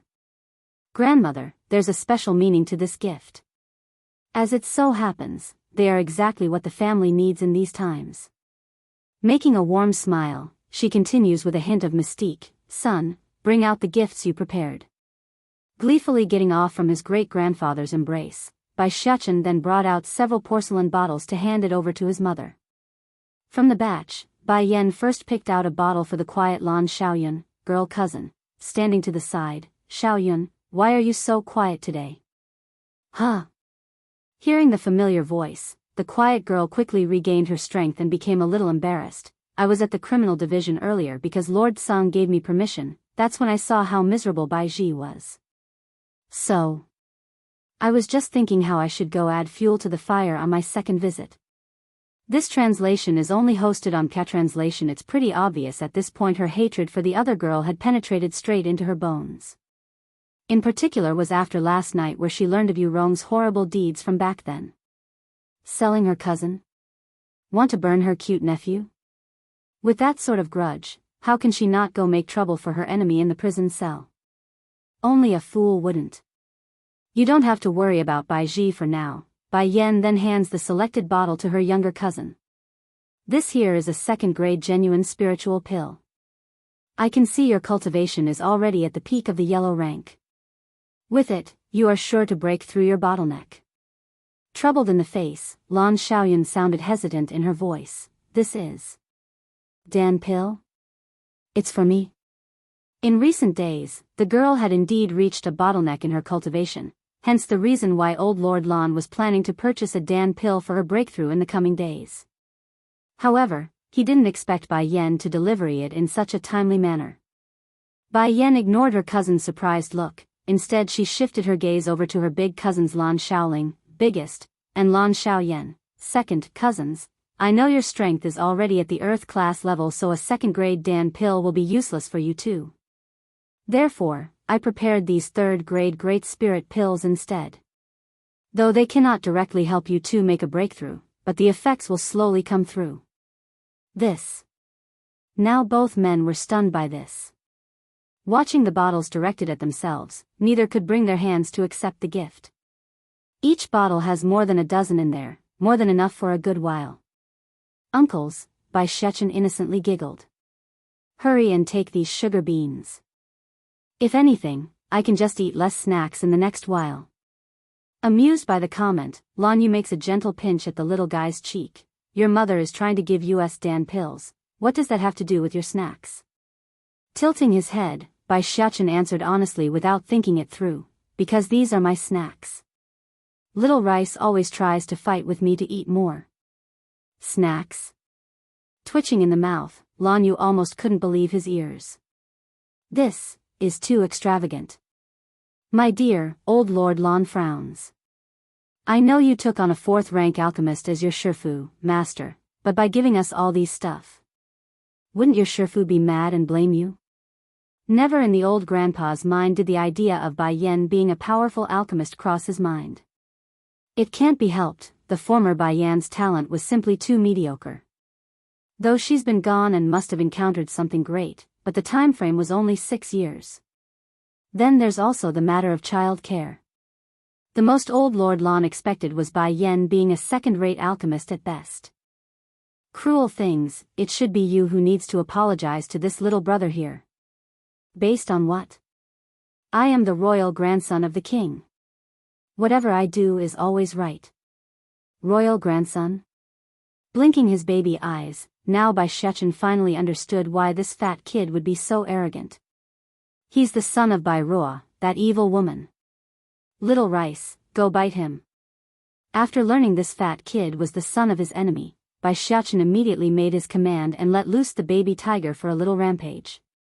This translation is only hosted on K-Translation, meow. Without delay, Little Rice quickly rushes forward for the indicated target. Using those sharp claws and fangs of his, he swiftly swiped them across the little bully's face and caused a shrieking amount of pain in its wake.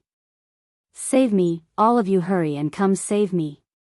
The eunuchs and maids originally wanted to go nab Bai Shechen there, but upon hearing that screaming voice in the back, they immediately made a returning dash for the kitty instead. Sadly for them though, the kitty's movements were too flexible. In a flash, Little Rice had escaped the encirclement and was right behind the bully's back, a perfect spot for another swipe of his claws. Bleeding profusely at the neck area from the second swing, there's no question that the little bully was in some serious pain here. Watching this from the side, the other princes and princesses were all shuddering at the sight. Subconsciously, they took a step backwards to gain some more distance between themselves and the horrific boy. Are you all right? Running up to the skinny boy, Bai Shechen lends a helping hand to the poor kid. My name is Bai Shechen and my mother is Bai Yan. She is the most beautiful and kind woman in the world. The skinny boy hesitated at first from that outreaching hand, but once he came back to his senses, he happily took it. My name is Nangong Zhuan. Now that you've offended the royal grandson for my sake, there's no way he will let you go. Pinching his mouth to the side, Bai Shechen appeared a little unhappy. So what if he's the royal grandson? I'm not afraid of him. My mother said I shouldn't go make trouble, but I mustn't run from trouble either if they come knocking. Whenever Bai Shechen mentions the word mother, the light in the skinny boy's eye would grow dimmer. You don't have to worry. If my mother knows that you've been bullied, then she will definitely not sit idle. Making a reassuring gesture, Bai Shechen confidently pats his chest. Evoking a bittersweet smile, Nangong Zhuan appeared quite sad at the topic. It's so good to have a mother. His mother was but a palace maid here and he himself a child born of mistake when the king became intoxicated one night. To make it more embarrassing, the man himself had completely forgotten about the incident after coming to. If not for his mother becoming pregnant after the case, none would have ever known. Though his mother had managed to give birth to himself through much difficulty, but in the end a place like the palace wasn't one for a person without backing. Eventually, his mother perished under the continuous grind of life here, leaving him all alone to suffer in this world. Nangong Juan, from now on my mother is your mother. Bai Shechen grabs at the boy's wrist. Come with me, I will take you to see my mother. Going stiff in the body, Nangong Juan's brow inexplicably furrowed into a knot as his eyes looked down at the pulling hand. Finding the boy not moving, Bai Shechen turns around to see why. That's when he noticed Nangong Juan trying to look away after being caught. Wrinkling his lovely face at the strange behavior, he swiftly raised the skinny boy's sleeve to investigate. Though Bai Shechen had prepared himself for the worst here, but that sight was still shocking beyond his belief. That skinny arm from the wrist up was in complete tatters. There's not a single patch of skin still intact. Bruises of all kind, green, purple, and scars of burn and knife marks, just watching it would make one ache in the heart. Very uncomfortable inside, Bai Shechen was seriously wondering who could do such a cruel thing. To an 8-year-old child no less. If an arm is already like this, then what about that body? Wouldn't there be even more injuries underneath that linen robe? Innocent Deet Song, before anyone else can speak up here, the old queen had already come over under the support of a palace maid. Due to her excessive rage, that frail body was constantly shaking. Queen Mother, what are you doing here? Asked Nangong Yuan with a tinge of surprise in that voice. Stern in her expression, the old queen lashes out. I don't care about whatever worship of the beasts, or whatever royal grandson, you must punish this boy today. He is bold enough to beat his own uncle and scold at me with his finger pointing out. What's more, he can actually call me old hag and claim he will drive me out of the palace. And there's also your son. He ignored my orders and had the guards besieged by Yen and her son. That you must also manage. This translation is only hosted on Translation. Nangong Yuan's face abruptly changed. Turning to his grandson, he snapped, come apologize to your great-grandmother. I will not. Apologize, now. The king's voice went up a few notches, a sign that his temper was starting to flare up. As a dutiful son, he most certainly won't allow someone to openly point at his mother and start scolding her. It's just that the child in question was born under special circumstances, he can't exactly punish that one either. Beginning to give in, Nangong Lin, bully, finally submitted because he do hold some fear towards this grandfather of his. I'm sorry, as weak as that voice was, it's still an apology. The person you should apologize to isn't me. What's more, your mistake is so huge that mere words won't be enough. The old queen's face remains unkind as she dragged Nangong Juan, skinny boy, to the forefront. Like before, she pulls open that linen robe to reveal the wounds underneath. Look at your son here. Is this how you care for your son as a father? Your son is facing such discrimination and you never once bothered to intervene? If you won't care for him, then I will. From now on this child shall be raised by me. Watching those heart-numbing wounds, the man himself only made a slight frown. Inwardly, he honestly didn't feel much because he had conceived so many children over the years. Besides, this one was an accident, a dispensable byproduct of a one-night stand. Not missing the face coming off of the king, Bai Yen couldn't resist a snickering sneer. It's as they say, kings are always the most heartless. Queen Mother, since Lin, bully, knows his wrong now, we should just let the matter slide. I will compensate the child here to make it up to him. I don't want any compensation. Nangong Juan stubbornly raises his little face. He made a mistake, so he should pay the price. Not looking so well, Nangong Yuan didn't think the child would be daring enough to openly refute his suggestion. Just as he wanted to continue his persuasion, a bloodthirsty and indifferent voice chimed in, causing the man himself to go stiff in the body. When did I ever agree to let him go? Awkwardly twisting his head around, his smile was very stiff and weird. Deet Song, Lin is but a child. And my son is an adult then? But Miss Bai Yen over there seriously injured one of our guards. That should be enough to even the fault. That's because he deserved it. Cold and indifferent in that voice, Deet Song only had Bai Yen in his eyes as he spoke. Yen, come to my side. Today I like to see who will dare touch my wife and child. Doing as told, she slowly walked up to the man's side and whispered into that ear. You know you didn't have to come, I could have handled it. And what does that matter to me? She can deal with it, is her business, me wanting to protect her and my child is my business. Lagging there for a second, Bai Yen found herself choking for a proper response. Arg. Why is he so frustrating every time he speaks? Even so, she understands the meaning behind that statement. Di-tsang. All of a sudden, Bai Yen made a grab for the man's collar after realizing something crucial. Didn't I tell you before not to tell anyone about Shechen being your son? Didn't you say you understand? Punishment, too. The complexion in the crowd would darken by an ounce following each count by the skinny boy. This included Nangan Yuan, king, because he never expected the perpetrator of that big fire to be Nangong Lin, bully. This is just too outrageous. Waiting until his friend finishes going through his pains, Bai Shechen then blinked at his father. Did you remember them all, handsome father? I'm rather fond of paying them back one step at a time. However they are given, I like it to be returned in the same manner. This translation is only hosted on Catranslation. Oh, yes, the little steam bun seems to have recalled something again. The little bully also said he's going to kill me and wipe my family out. Aren't you alive still? Your mother is fine too. Even if you want payback, you can't take his life. Nangong Yi blurts this out in his urgency. Oh, you are right. Nodding, but the way he threatened me is enough to make him owe me. Let's do this. Father, if he is still alive after we light his house on fire, you can bring him to me. I just so happen to lack some playmates. Of course, the play part wasn't actually play, it's without a doubt a form of torture. Alright, we can do that. Towards the boy's demand, Di-tsang was at the point where he will satisfy them all if asked. No, I don't agree. Bai Ruo had just wanted to get up when that oppressive gaze shot over again. In that instant, her knees felt like they were being crushed by a mountain. Biting her lips, Father, please, I beg you. Don't send my son over to them. This boy is so vicious, he will no doubt bully my Lin, bully.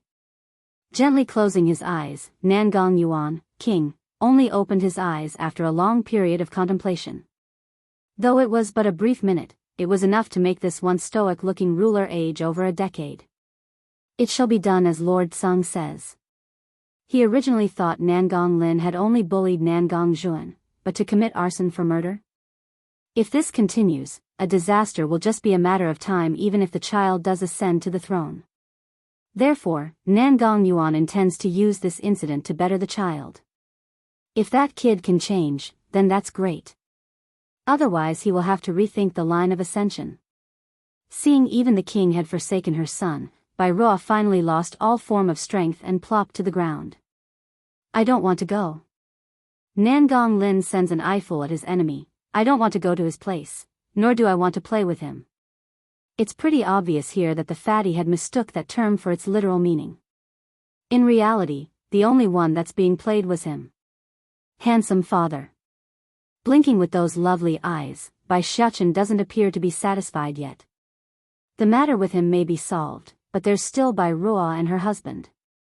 Turning green upon being placed in the spotlight, Nangong Yi, Crown Prince, subconsciously turns to his father. Sadly for him though, he only got the cold shoulder here. Even until now, the prince still doesn't under why his father would be so fearful of Di-tsang. Is the man that scary that he can do whatever he pleases? You can decide their fate. Sweeping his sight across the two in question, Di-tsang then turns back to face the miniature version of himself. Tilting his little head like he's in a dilemma, I can't think of a punishment severe enough for them. Why don't we just give them 100 rods in the butt? We can have my mother's big cousin do it. From the moment Nangong Yi heard that outlandish statement, he nearly puked blood. 100 rods? And to let Lan Shaoling perform the deed? Chu Yi, one, pricking up his mouth, the little steam bun replies, the baddie is so fierce, I don't want him. Inside Bai Shechen's little heart, only those who are gentle and kind can be good to his mother. But, tilting his head, out of consideration for his help today, I will admit his status as baddie father even if I'm a bit reluctant. Only baddie father. Let's go then, holding those baby hands. Bai Yan led the way with a brilliant smile. Everyone should be waiting for us at the lawn residence. We should go home now. Go home. That comment causes the boy to blink with astonishment. Because aside from their home at the Holy Island, they now have a home here too. Mother, do you like Batty father? Bai Shechen asks with great difficulty. If his mother likes the man, then he will too. Though not fully willing, but he will still do that for his mother's sake. Pausing, Bai Yan halted in her steps as the image of Di Tsang's arrogant face comes to mind. I don't mind nor do I hate him, she shakes her head in the end after a brief contemplation. That's right, that's all there is. That's so? Bai Shechen may be still ignorant about things like love, but there's a nagging notion that's been bothering him up to this point. It's the way his mother treats everyone else compared to his father. She didn't directly refuse like how she did with his godfather back at the Holy Land. Just when Bai Shechen was still thinking about all these unnecessary things, Bai Yan had come knocking down with her fist at the baby's head. Quit thinking about all these unrelated matters. Regardless of your godfather or that man, I won't accept either of them. Unlike some woman out there, Bai Yan wasn't the type to give herself out so easily. This was especially true when she still hasn't thoroughly understood the other side yet. How sad, I'm a child without a father. Making an aggrieved face, the little steam bun covers his head like he's still hurt, thus forcing his mother to rub it for comfort. As long as Di Tsang doesn't try to take you away, then you can always go find him, she declares. As a mother, Bai Yan understands that keeping a child from their father can be a cruel thing to do. Therefore she will allow them to meet, but that's all. She will never allow her son to be taken away without her permission. In response to her mother's remark, Bai Shechen only uttered a small affirming cry. In truth, he didn't care much about his father, he only wants a sister, that's all. Once the pair arrives at home, old Madame Lan was the first to come greet them. Rushing over in haste, she literally did a full-body checkup in order to confirm their well-being. However annoying as that maneuver was, it did cheer the little steam bun up. Donning a bright smile, he happily went over the various encounters and places he saw inside the palace. Also, he made sure to inform Lan Shaoling of his task of carrying out the punishment. Looking at the excited face of the kid, old Lord Lan's usual grumpy attitude too became a smiling one. Not bothering to wait, he tasked the servants to bring out the dishes for dinner. Once the food was done and everyone ready to head back to their rooms, Bai Yan was stopped in her steps when a white pigeon broke through the window and lands right in front of her. Mistress, who sent the letter? Little Rice asked after seeing the woman unscrolling the message from the pigeon's leg. She's here. Perhaps it's her mood being very joyous, even her eyes are full of smiles. She's here? Blinking at the statement, Little Rice didn't quite understand who Bai Yan was referring to. Little Rice, in a bit I want you to tell my son that I'm going out to pick up someone. The dead man is here again, exchanging between themselves. The surrounding guards suddenly made a very sympathetic expression towards this so-called Bai family. No matter who it was, anyone unfortunate enough to catch the little princess's fancy will be tortured till they cry. That's a fact, not a guess. Little princess, the elders said you can only come out for a brief while on this trip. One of the guards cautiously came forward and reminded the maiden of this fact. There's no other way because the girl was simply too dangerous to leave unrestrained. If left here to do as she pleases, no doubt the entire Lu Ho kingdom will fall into chaos at her hands. Raising a smile, Chu Yi didn't mind the warning and went ahead to curl her arms around Bai Yan's. Go back and tell the elders I'm going to stay here for a while with Bai Yan. They won't have any more opinions then. This translation is only hosted on Translation Bai Yan? The guards were all confused by this. This name was rather foreign to them. However, through the little princess's mouth, it sounded like Bai Yan was no ordinary person. Wait a minute. All of a sudden, the guard seems to have recalled something important. Their bodies stiffening as a result of their revelation. Little princess, it can't be this Miss Bai Yan is. Before the guards could finish their words, Chi Yi had already turned around to warn them with her stare. If you say anything more to reveal Bai Yan's presence, then don't blame me for not warning you. The elders will definitely not let you people live afterwards. Gasping with an intense fright, the guards were in utter shock as they inhaled deeply. Little princess. Is she really the one from the Holy Island? According to what they know, several years ago the elders had taken in a genius disciple. Not only was this individual gifted in alchemy at the supernatural level, even the elders could only admit defeat when placed against her. What's more, it's even said that the Lord of the Holy Land was very fond of the woman and had forbid the other disciples from entering the Holy Island, all for the sake of keeping the peace in that place. And now, that very same person was now standing in front of them. That very person. Extremely excited in their expressions, the guards would honestly rush home this instant just so they can gloat to their friends. Of course, there's no way they can do that under the threat here. Let's go then. Pulling Chu Yi's hand, Bai Yan led the girl out of the forested and towards the city gate.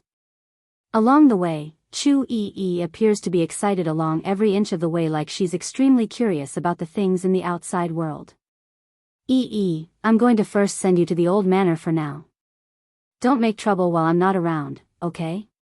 Knowing the girl's personality, Bai Yan didn't forget to give a final warning. Unlike her son, who will mostly only retaliate when provoked first, Chu Yi was on a whole different scale in comparison. If the person so much as didn't fit her liking, the girl will seriously go pummel them just for the heck of it without reason. I know, you don't need to keep reminding me, you know. Puckering her lips in a disapproving manner, Chu Yi clearly didn't pay any heed to the warning based on how excitedly flushed her cheeks were. Knowing exactly what's going on in the girl's mind, Bai Yan was seriously doubting her decision of letting the Chu Yi stay. We're here. Once at the entrance to the old manor, a shocking cry suddenly interrupted their focus from the back. Bai Yan, why are you here? This voice clearly carried a sense of surprise in there, thus causing Bai Yan to halt in her steps. Slightly swinging her head around, she faces the middle-aged man before her with those unemotional eyes. Do you have an issue with me being here? A bit embarrassed by the question, Bai Zhengxiang's awkwardly replied, I came here to meet the people from the flower brothel. Oh right, why are you able to go in? Originally the man wanted to explain himself some more, but a realization suddenly dawned on him. Can it be Bai Yan is related to the flower brothel? If so, I can use this and get a connection with those inside. The dead man is here again, too. It didn't take much for Bai Yan to see through to the man's intent. Sneering in her mouth, you want to use me to build a connection with the flower brothel, aren't you? Let me state this clearly first. I don't hold any weight with them, so lose the idea. Wait. Seeing his daughter about to leave, Bai Zhengxiang hurriedly called out, Daughter, I know I've wronged you. Can you forgive me? Unemotional in her eyes, Bai Yan's gaze was no different from someone looking at a stranger. I heard you, and I much prefer it that you don't come looking for me again. Turning anxious in his expression, I have something else I need to ask of you. Di Tsang is so fond of you now, can you ask him to release your sister Ji? This translation is only hosted on K-Translation. Laughing at the request, there's no happiness or kindness, only a biting cold in the girl's voice. Sister? So even she knows how to come seek my help when in need? Then how about back then? When I was starving in the winter cold, did she ever thought about giving me some food? I still remember what Rong Yu said to me back then. She said I never contributed to the Bai house, so I didn't deserve anything. She would rather feed it to the dogs than to feed me. So, my brother and I would often have to make do with no more than half a bowl of rice in a day. I was scared and hungry. With nowhere else to turn to, I ran to seek your help. And guess what you did? You yelled at me and directly kicked me out of the study room and called me ungrateful and a liar. And now, this man wants to talk family bonds? Ha! As if the world would have such a good thing going around? Left with no way to rebuke, Bai Zhengxiang became weak in his voice. Daughter, I know I didn't do a good job, but please, help your sister. Consider it me apologizing here today. Since you know you have wronged me, then why are you asking me to plead for you? Do you know the crime of impersonating a royal family member? It's the death sentence. The fact that Di Tsang didn't outright kill her is already a great act of mercy. Now she only needs to suffer a bit of pain and you still want less? Daughter, with pain in his eyes, how can Ji bear that sort of pain when she's been protected throughout her life? I know if you just go ask Ditsang, then surely he will do as you say. And, even if I and Yu Rong have wronged you, Ji is still your younger sister. She is innocent. I hope you can forgive them and not hold a grudge. My daughter is kind and gentle, so as a father, how can I idly watch and do nothing? No matter what, I will rescue Ji from the prison. Sneering derisively, and what does that have to do with me? What's more, this time she's here to topple the entire Bai family. Once she's done investigating the truth, then nothing will get in her way. Bai Yen, you, scram. Like a thundering boom, the word scram reverberated across the man's heart. With disbelief in his eyes, Bai Jingxiang simply couldn't believe such a thing could come out of this daughter of his. She told you to scram, did you not hear it? Looking at the man in a condescending manner, Chu Yi takes on a superior position with her pose. I have never seen such a shameless person before. Bai Yen, I say you should cut off all ties with him this instant and become my father's daughter instead. As soon as this topic came up of her own accord, Chu Yi would feel a bit wronged inside. She herself was the true daughter of her father, yet the old man would always lecture her about not being good enough. To add insult to the wound, her own father had even given away the Holy Island. Fortunately the person was Bai Yen, so she didn't mind it, otherwise.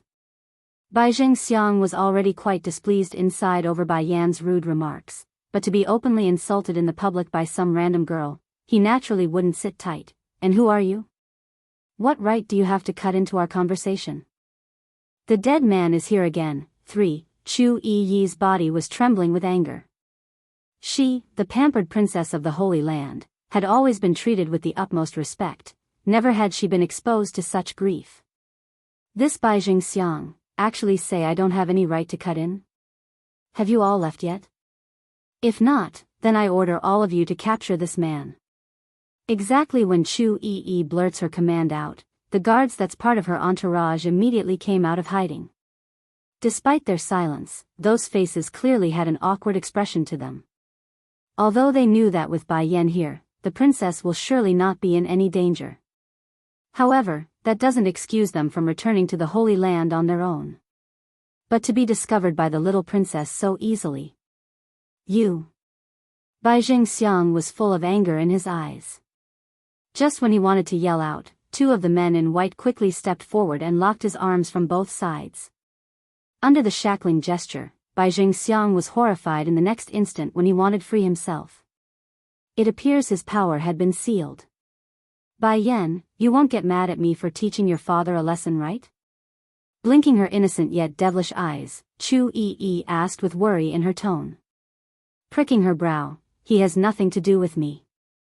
As long as you don't kill him, then it's all fine with me. If her friend here intends to use her entourage, then she might as well sit back and watch instead of making a move herself. Great. Happily clapping her hands together like an excited child, the young maiden then points to another one of her protectors. You two start slapping him. Yes, little princess. Princess? Bai Jingxiang widened his eyes in shock. Is this girl a princess of some kingdom? This time I really am careless, to think I would bump heads with a princess. Pa. Without hesitation, the guard sends a direct slap across the man's face. As a result of the intense force, that mouth quickly began seeping blood from the corner. Despite the anger boiling up inside, Bai Jingxiang didn't dare direct it at the young maiden. Instead, it was directed at Bai Yen. And here I was feeling guilty about this girl. I should have strangled her when she was born, then none of this would have ever occurred. Bai Yen, I am your father, you having other people hit me is a sin, a big sin. The heavens will punish you for this. There's a seniority to things. Regardless of the mistake the elders make, the younger generation has no right to take revenge. For people like Bai Yen who would hit their own father, only misfortune awaits. Well, that's the sort of logic running through the man's head anyways. Whether it's right or wrong, that's definitely up for debate. And, so what if she likes Lord Song? What's wrong with that? You are the elder sister, so it's only right that you yield to your younger sister. Pa pa pa. Afraid the man might say more infuriating words, the guard responsible for the punishment hastened his slaps and attacked from both left and right. No different from a machine gun with his hands, Bai Zhengxiang's outcome for his dirty mouth was a bruised pig face, thus forcing him to shut up completely. Step aside. Darken her expression, Bai Yan coldly orders. Slightly stunned by the command, the white guards only took a second to do as told. With a path open now, Bai Yan slowly came up to this man that's supposedly her father. Then without indication, she suddenly lifted her foot and makes a mega stomp onto that chest, sending the bruised-faced man flying out a dozen meters as a result. When that body finally came down again, Bai Zhengxiang was already out on the main street with a bunch of bystanders pointing at him in gossip. Close the door. While the white guards were still in shock, the woman's indifferent voice suddenly drifted into their ears. Afraid for their own life, they immediately slammed the door without a second thought. Bai Yan, your kicking posture there is so cool. You know, I just found out that I've become obsessed with you to the point of being infatuated. Chu Yi happily stuck her face up to tell her friend this. Sudden tenderness, too, little princess, I feel like they are more like flirting there. One of the girl's entourage shakily states his mind. Turning around to glare at the person, Chu Yi grumpily rebukes the claim. Have you ever seen someone say they will lop off your hands when flirting? Don't forget, all of you are part of the Holy Land. If you are going to support someone, it has to be my brother. I don't care, go prepare the paper and inks for me. I'm going to write a letter to my brother and warn him. Although Bai Yan had warned her not to divulge the situation to anyone, but things are getting too serious. Huh. But the young lord is currently in closed-door training, one of the guards timidly reminded the girl. Annoyed by the constant irritation, Chu Yi directly sends a slap onto the unlucky guy's head. Xiachen has been discovered and my future sister-in-law is about to be stolen. What the heck is he still training for? Scared to the point of not daring to talk back, the guards knew the girl cannot be stopped once she's decided on something. Unfortunately, they seems to have forgotten one crucial fact. Unless the man in question decides to come out of his own volition, the letter won't be able to reach him. Considering Chu Yi's IQ, there's no way the girl would think of this flaw in her plan. As such, when Chi Fengyi finally got the chance to read the message, things were already too late. In the backyard where the fake mountain stood, Bai Yan was currently having a tough time dealing with a certain persistent man that just won't go away. I've already allowed Xiachen to admit your status as his father, why do you keep coming to find me? Snickering a laugh, Di Tsang sounded very devious in the way he talked. You raped me, for that, our relationship will forever be tied together in this life.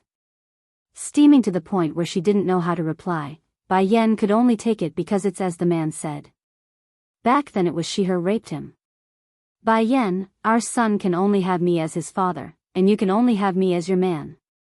Closing in, Di Tsang overbearingly pinches that delicate chin so it can't escape. I already promised you that I won't take our son away. For that, you must become my wife. Also, the part about having one partner for a lifetime, I can give you that too. One partner for a lifetime, I can give you that too. Despite shaking in her fingers, Bai Yan's expression didn't change in the least, like the proud statement didn't affect her.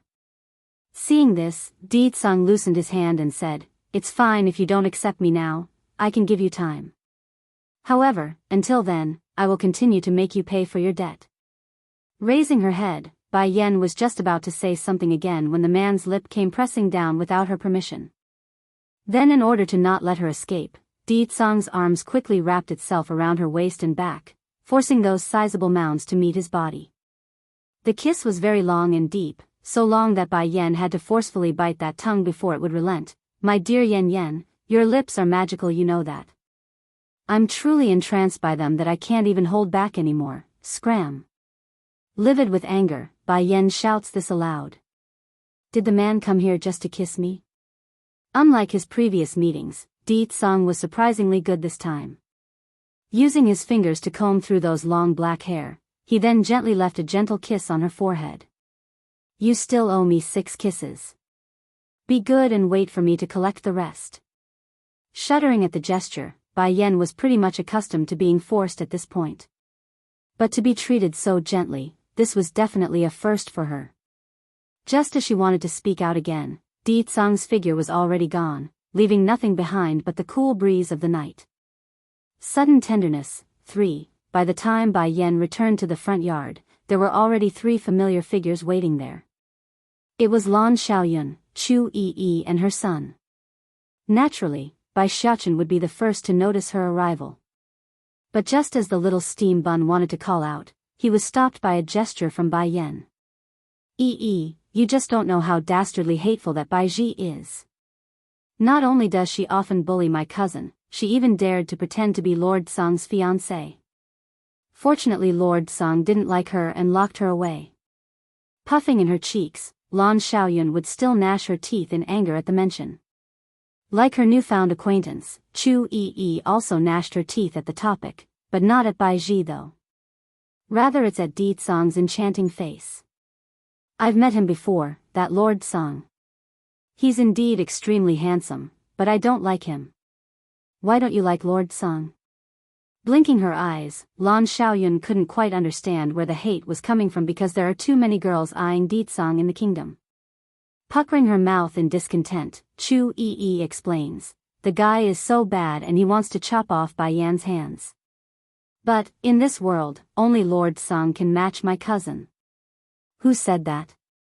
"Although my older brother isn't as handsomely seductive as Lord Song, but his character is many times better. Plus, Xiaochen already promised me before that he will help my brother pursue Bai Yan." Jumping up urgently, Chu Yi turns to lift the little steam bun up in front of herself like a little puppy. "Xiaochen, you will help me, right?" Not answering immediately, he first looked at Chu Yi, then back at the woman behind her. "My mother is right behind you. I think you should ask her yourself instead." Stiffening up at the statement, I was only joking. Ha ha he. Raising a smirk, Bai Yan somehow became frightfully intimidating despite not trying to do so. "So you're not going to be your brother's supporter anymore?"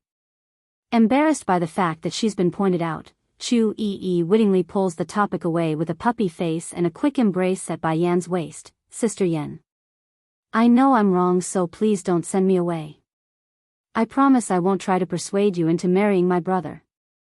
Not getting the reception like she wanted, Chu Yi's look became increasingly miserable. "You are my one and only sister, please don't be so cruel. I really don't want to go back to the Holy Land. They only know how to restrict my freedom." "And why do they limit your freedom? Isn't it because if they don't, you will turn the Holy Land upside down with your plays?" Still unmoved in her expression, Bai Yan only asked this, "You really know you're wrong?" Elated by the question, Chu Yi hurriedly nods to show her determination. "There won't be a second chance." Loosening her expression, Bai Yan remains indifferent still while the other party was overjoyed. Chu Yi just knew it, only pleading would work with her sister here. Likewise, Lan Xiaoyun also exhaled a sigh of relief because she also found the new girl to be very pleasant to hang around with. "Xiaoyun, did you not say your big brother is going to the palace to carry out the punishment?" Making a slightly evil chuckle, "I also want to see this palace. Bring me along." Di Tsang's Revenge. 1. No. When she heard Chu Yi wishing to tag along, Bai Yan's face instantly went dark. "You stay here, you can't go anywhere." With a confused look, Lan Xiaoyun, girl cousin, turns to the source. "Cousin, my big brother will also enter the palace. Besides, it's not like we're going anywhere dangerous, only to carry out the punishment per your arrangement. I'm not afraid of her being in danger, I'm afraid of others being in danger." It's impossible for Chu Yi to be in danger, only others when in her presence. That's a fact, not a guess or assumption. "Sister Yan," pitiful in her eyes, "I promise I won't cause any trouble, so please?" This translation is only hosted on Catranslation. Suspicious in her look, Bai Yan carefully asked, "Would you light the entire palace on fire? Burn the entire palace?" Twitching in the mouth, Lan Xiaoyun almost couldn't keep her laughter in. Isn't she being a bit exaggerated there? How could a single girl burn the entire palace? But unlike the young girl there, Bai Yen still hasn't forgotten about the last incident where her son and this Chu Yi teamed up together to burn her Shifa's entire treasure trove. Since then, Bai Yen had inexplicitly forbade Bai Xiachen from colluding with her ever again. I swear to the heaven that I won't burn the whole palace down. Raising 3 of her fingers, Qi Yi didn't hesitate to make a vow. Good thing she did too, because it worked. Xiaoyun, you take her then. Remember to watch over her though and keep her in your sight at all times. Finally loosening herself, Bai Yen relents in the end. Elated, Lan Xiaoyun confidently takes the helm. Don't worry cousin, I will definitely bring Yi back safely. With the assurance, Bai Yen can finally stop worrying so much and not say more. Giving herself a quick stretch, she then lazily marched towards the back again. Meanwhile back at the Bai house, a certain servant was carrying Bai Jingxiang into the estate with much difficulty. Husband, who turned you into this horrible state? Yu Rong exclaims with horror after seeing the sight and rushes over. Bai Yen, unclear in his words, the man nevertheless manages to make out this name through it all. When hearing this, Yu Rong naturally became fuming. Bai Yen again. Why is that bitch always crossing our path? Quickly, go find an alchemist to see the housemaster. Not hesitating, Yu Rong first carried her husband into the bedroom before shouting this command out. It didn't take long after the servant left. When the old alchemist in which they called for arrives to see the terribly bruised up man, even his already wrinkly forehead somehow manages to become even more tied up. Lord Bai's injury is very heavy. Even with a 1st or 2nd grade healing pill won't do here. Master, please cure my husband. Yu Rong painfully bites her lip. Alchemists had always been arrogant and prideful in their demeanor. Even though she herself was the mistress of the Bai house, it means nothing for her dignity while in the presence of someone like this. Combing through his long white beard, the old man confidently spoke. It's not impossible to cure your husband here, but we need a 3rd grade healing pill for his injury. What? 3rd grade pill? Her voice nearly came out as a shriek. It's been said before many times, Bai Zhengxiang achieved his current state thanks to Lan Yue's, Bai Yan's mother, dowry. Without a good business sense, plus everything has been squandered away over the years, the Bai house was pretty much an empty husk at this stage. Master Yu, the price of the medicine, a tad hesitant, Yu Rong nervously asked. Without changing, the old alchemist lays it out bluntly, 10 million, gold. This. The woman almost couldn't keep her posture there. Originally she wanted to bargain over the price, but out of consideration for the Bai name, she can only suck it up and agree. If it becomes known the Bai house can't even afford a single 3rd grade pill, they will surely be the laughing stock of the century. I said I will wait for you, yes my lord. Pressing down his shock, the guard respectfully complied. For the Bai house to provoke the master, only death awaits. Meanwhile back at the courtyard. A certain red blossoming figure was currently resting inside a pavilion when a heavy mass pressed in against hers. It was a little body. Soft and fragrant to her nose, Bai Yen had to open her resting eyes at the smell. Mother, Bai Shechen's face burst into a bright smile with his baby hands hooked around the woman's neck. What were you thinking about? I was thinking about your grandchiefess. In this world, aside from Bai Xiao and the Lan family, her grandchiefess are the closest people she has while also being the ones she interacted with the most. This translation is only hosted on Catranslation, but don't mother miss Godfather too? Puffing up those cheeks, Bai Xiachen was obviously not very happy. He misses Godfather so much, so why was his mother not missing him too? Smiling at the question, Bai Yen pulls the little steam bun into her arms and explained, I miss him too, but I owe your Godfather way too much. In this life, I can never repay him for everything that he's done for me. Chu Yifeng's style was the cold and indifferent type, but it's precisely such a cold and indifferent man that gave her everything that he owns. Sadly, towards the man, Bai Yen only has family affection and not love. While Bai Xiachen wanted to say a few good words for Chu Yifeng, a hurried footstep came from the outside and stopped him. Turning around at the source, Bai Yan's mouth quickly turned into a smile at the sight of the person. Hualuo, is Yi and Xiaoyun back already? Mistress, coming before Bai Yan, this head of the flower brothel replied with a smile of her own. Guess what sort of notice I saw at the city gate just now? What notice? Bai Yan pricked her brow and asked. Lord Song has ordered. If Bai Jingxiang wants to save Bai Ji, he must return your mother Lan Yue's dowry. When stating this part, the charming woman carefully observed her mistress, seemingly trying to find something in her attempt. Yet, Bai Yan's expression remains unmoved without a speck of change. I understand. Surprised in her eyes, Hualuo couldn't understand how Bai Yan could be so unmoved. Anyone can see that Lord Song was doing this for her sake. Hualuo, you go down first. Once Yi returns, come back and tell me. Yes, mistress. Getting the dismissal, the charming woman didn't try to overstay herself and left. But once she was gone, Bai Yan's hand quickly tightened its grips around her son's body. Hey son, do you know why your father is doing this much for me? A complicated light could be seen in her eyes. I don't know, mother. Obediently leaning against her mother's body, those fluttering little eyes were sparkling like the dazzling stars in the night sky. Mother, I suddenly found that Big Baddie isn't all that hateful. Towards the remark from her son, Bai Yan only faintly smiled because she knew it too inside. If Di Tsung really wanted to get revenge for 6 years ago, he would have done so already. But he didn't do that. However, the reason why the man treats herself so special was all due to his personal preference of not finding her disgusting. Then there's also their son. In the end, he doesn't love me for who I am, so how can my heart be moved? Mother, are you not happy?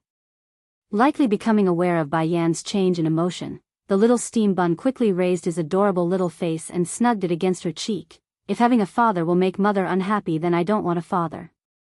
As long as I have mother, then that's enough. Bai Zaken is too cunning. I said I will wait for you. Closing her eyes with this sentence reverberating in the mind, Bai Yan was filled with turmoil. But I don't like you. No matter, you will sooner or later fall in love with me. The man's arrogance and self-conceited voice was more than enough to make her want to punch that face. She's seen a narcissist before, but never to this degree. How can he be so certain that I will fall in love with him?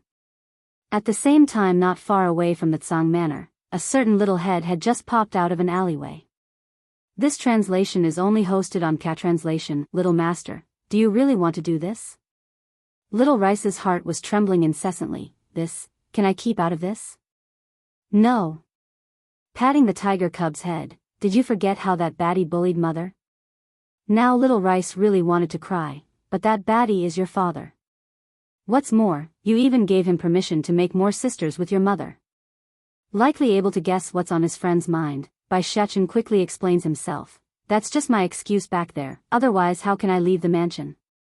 And, pausing for a moment, you saw it too. I couldn't beat that baddie, nor can I allow him to keep harassing my mother. That's why I'm taking this risk.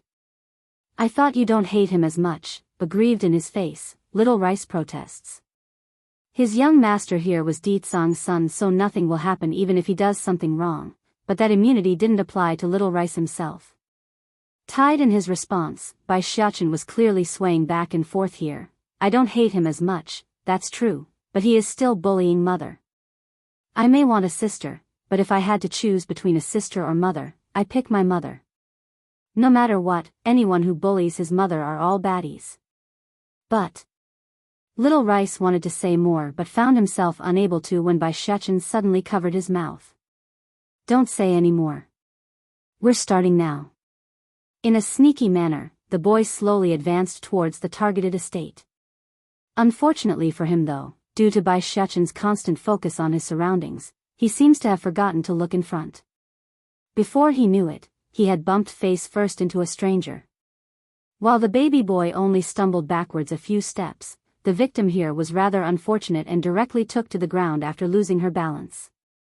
The maiden who fell wanted to yell out at the one responsible, but when she saw it was Bai Shechen himself, that young delicate face immediately erupted with anger. It's you.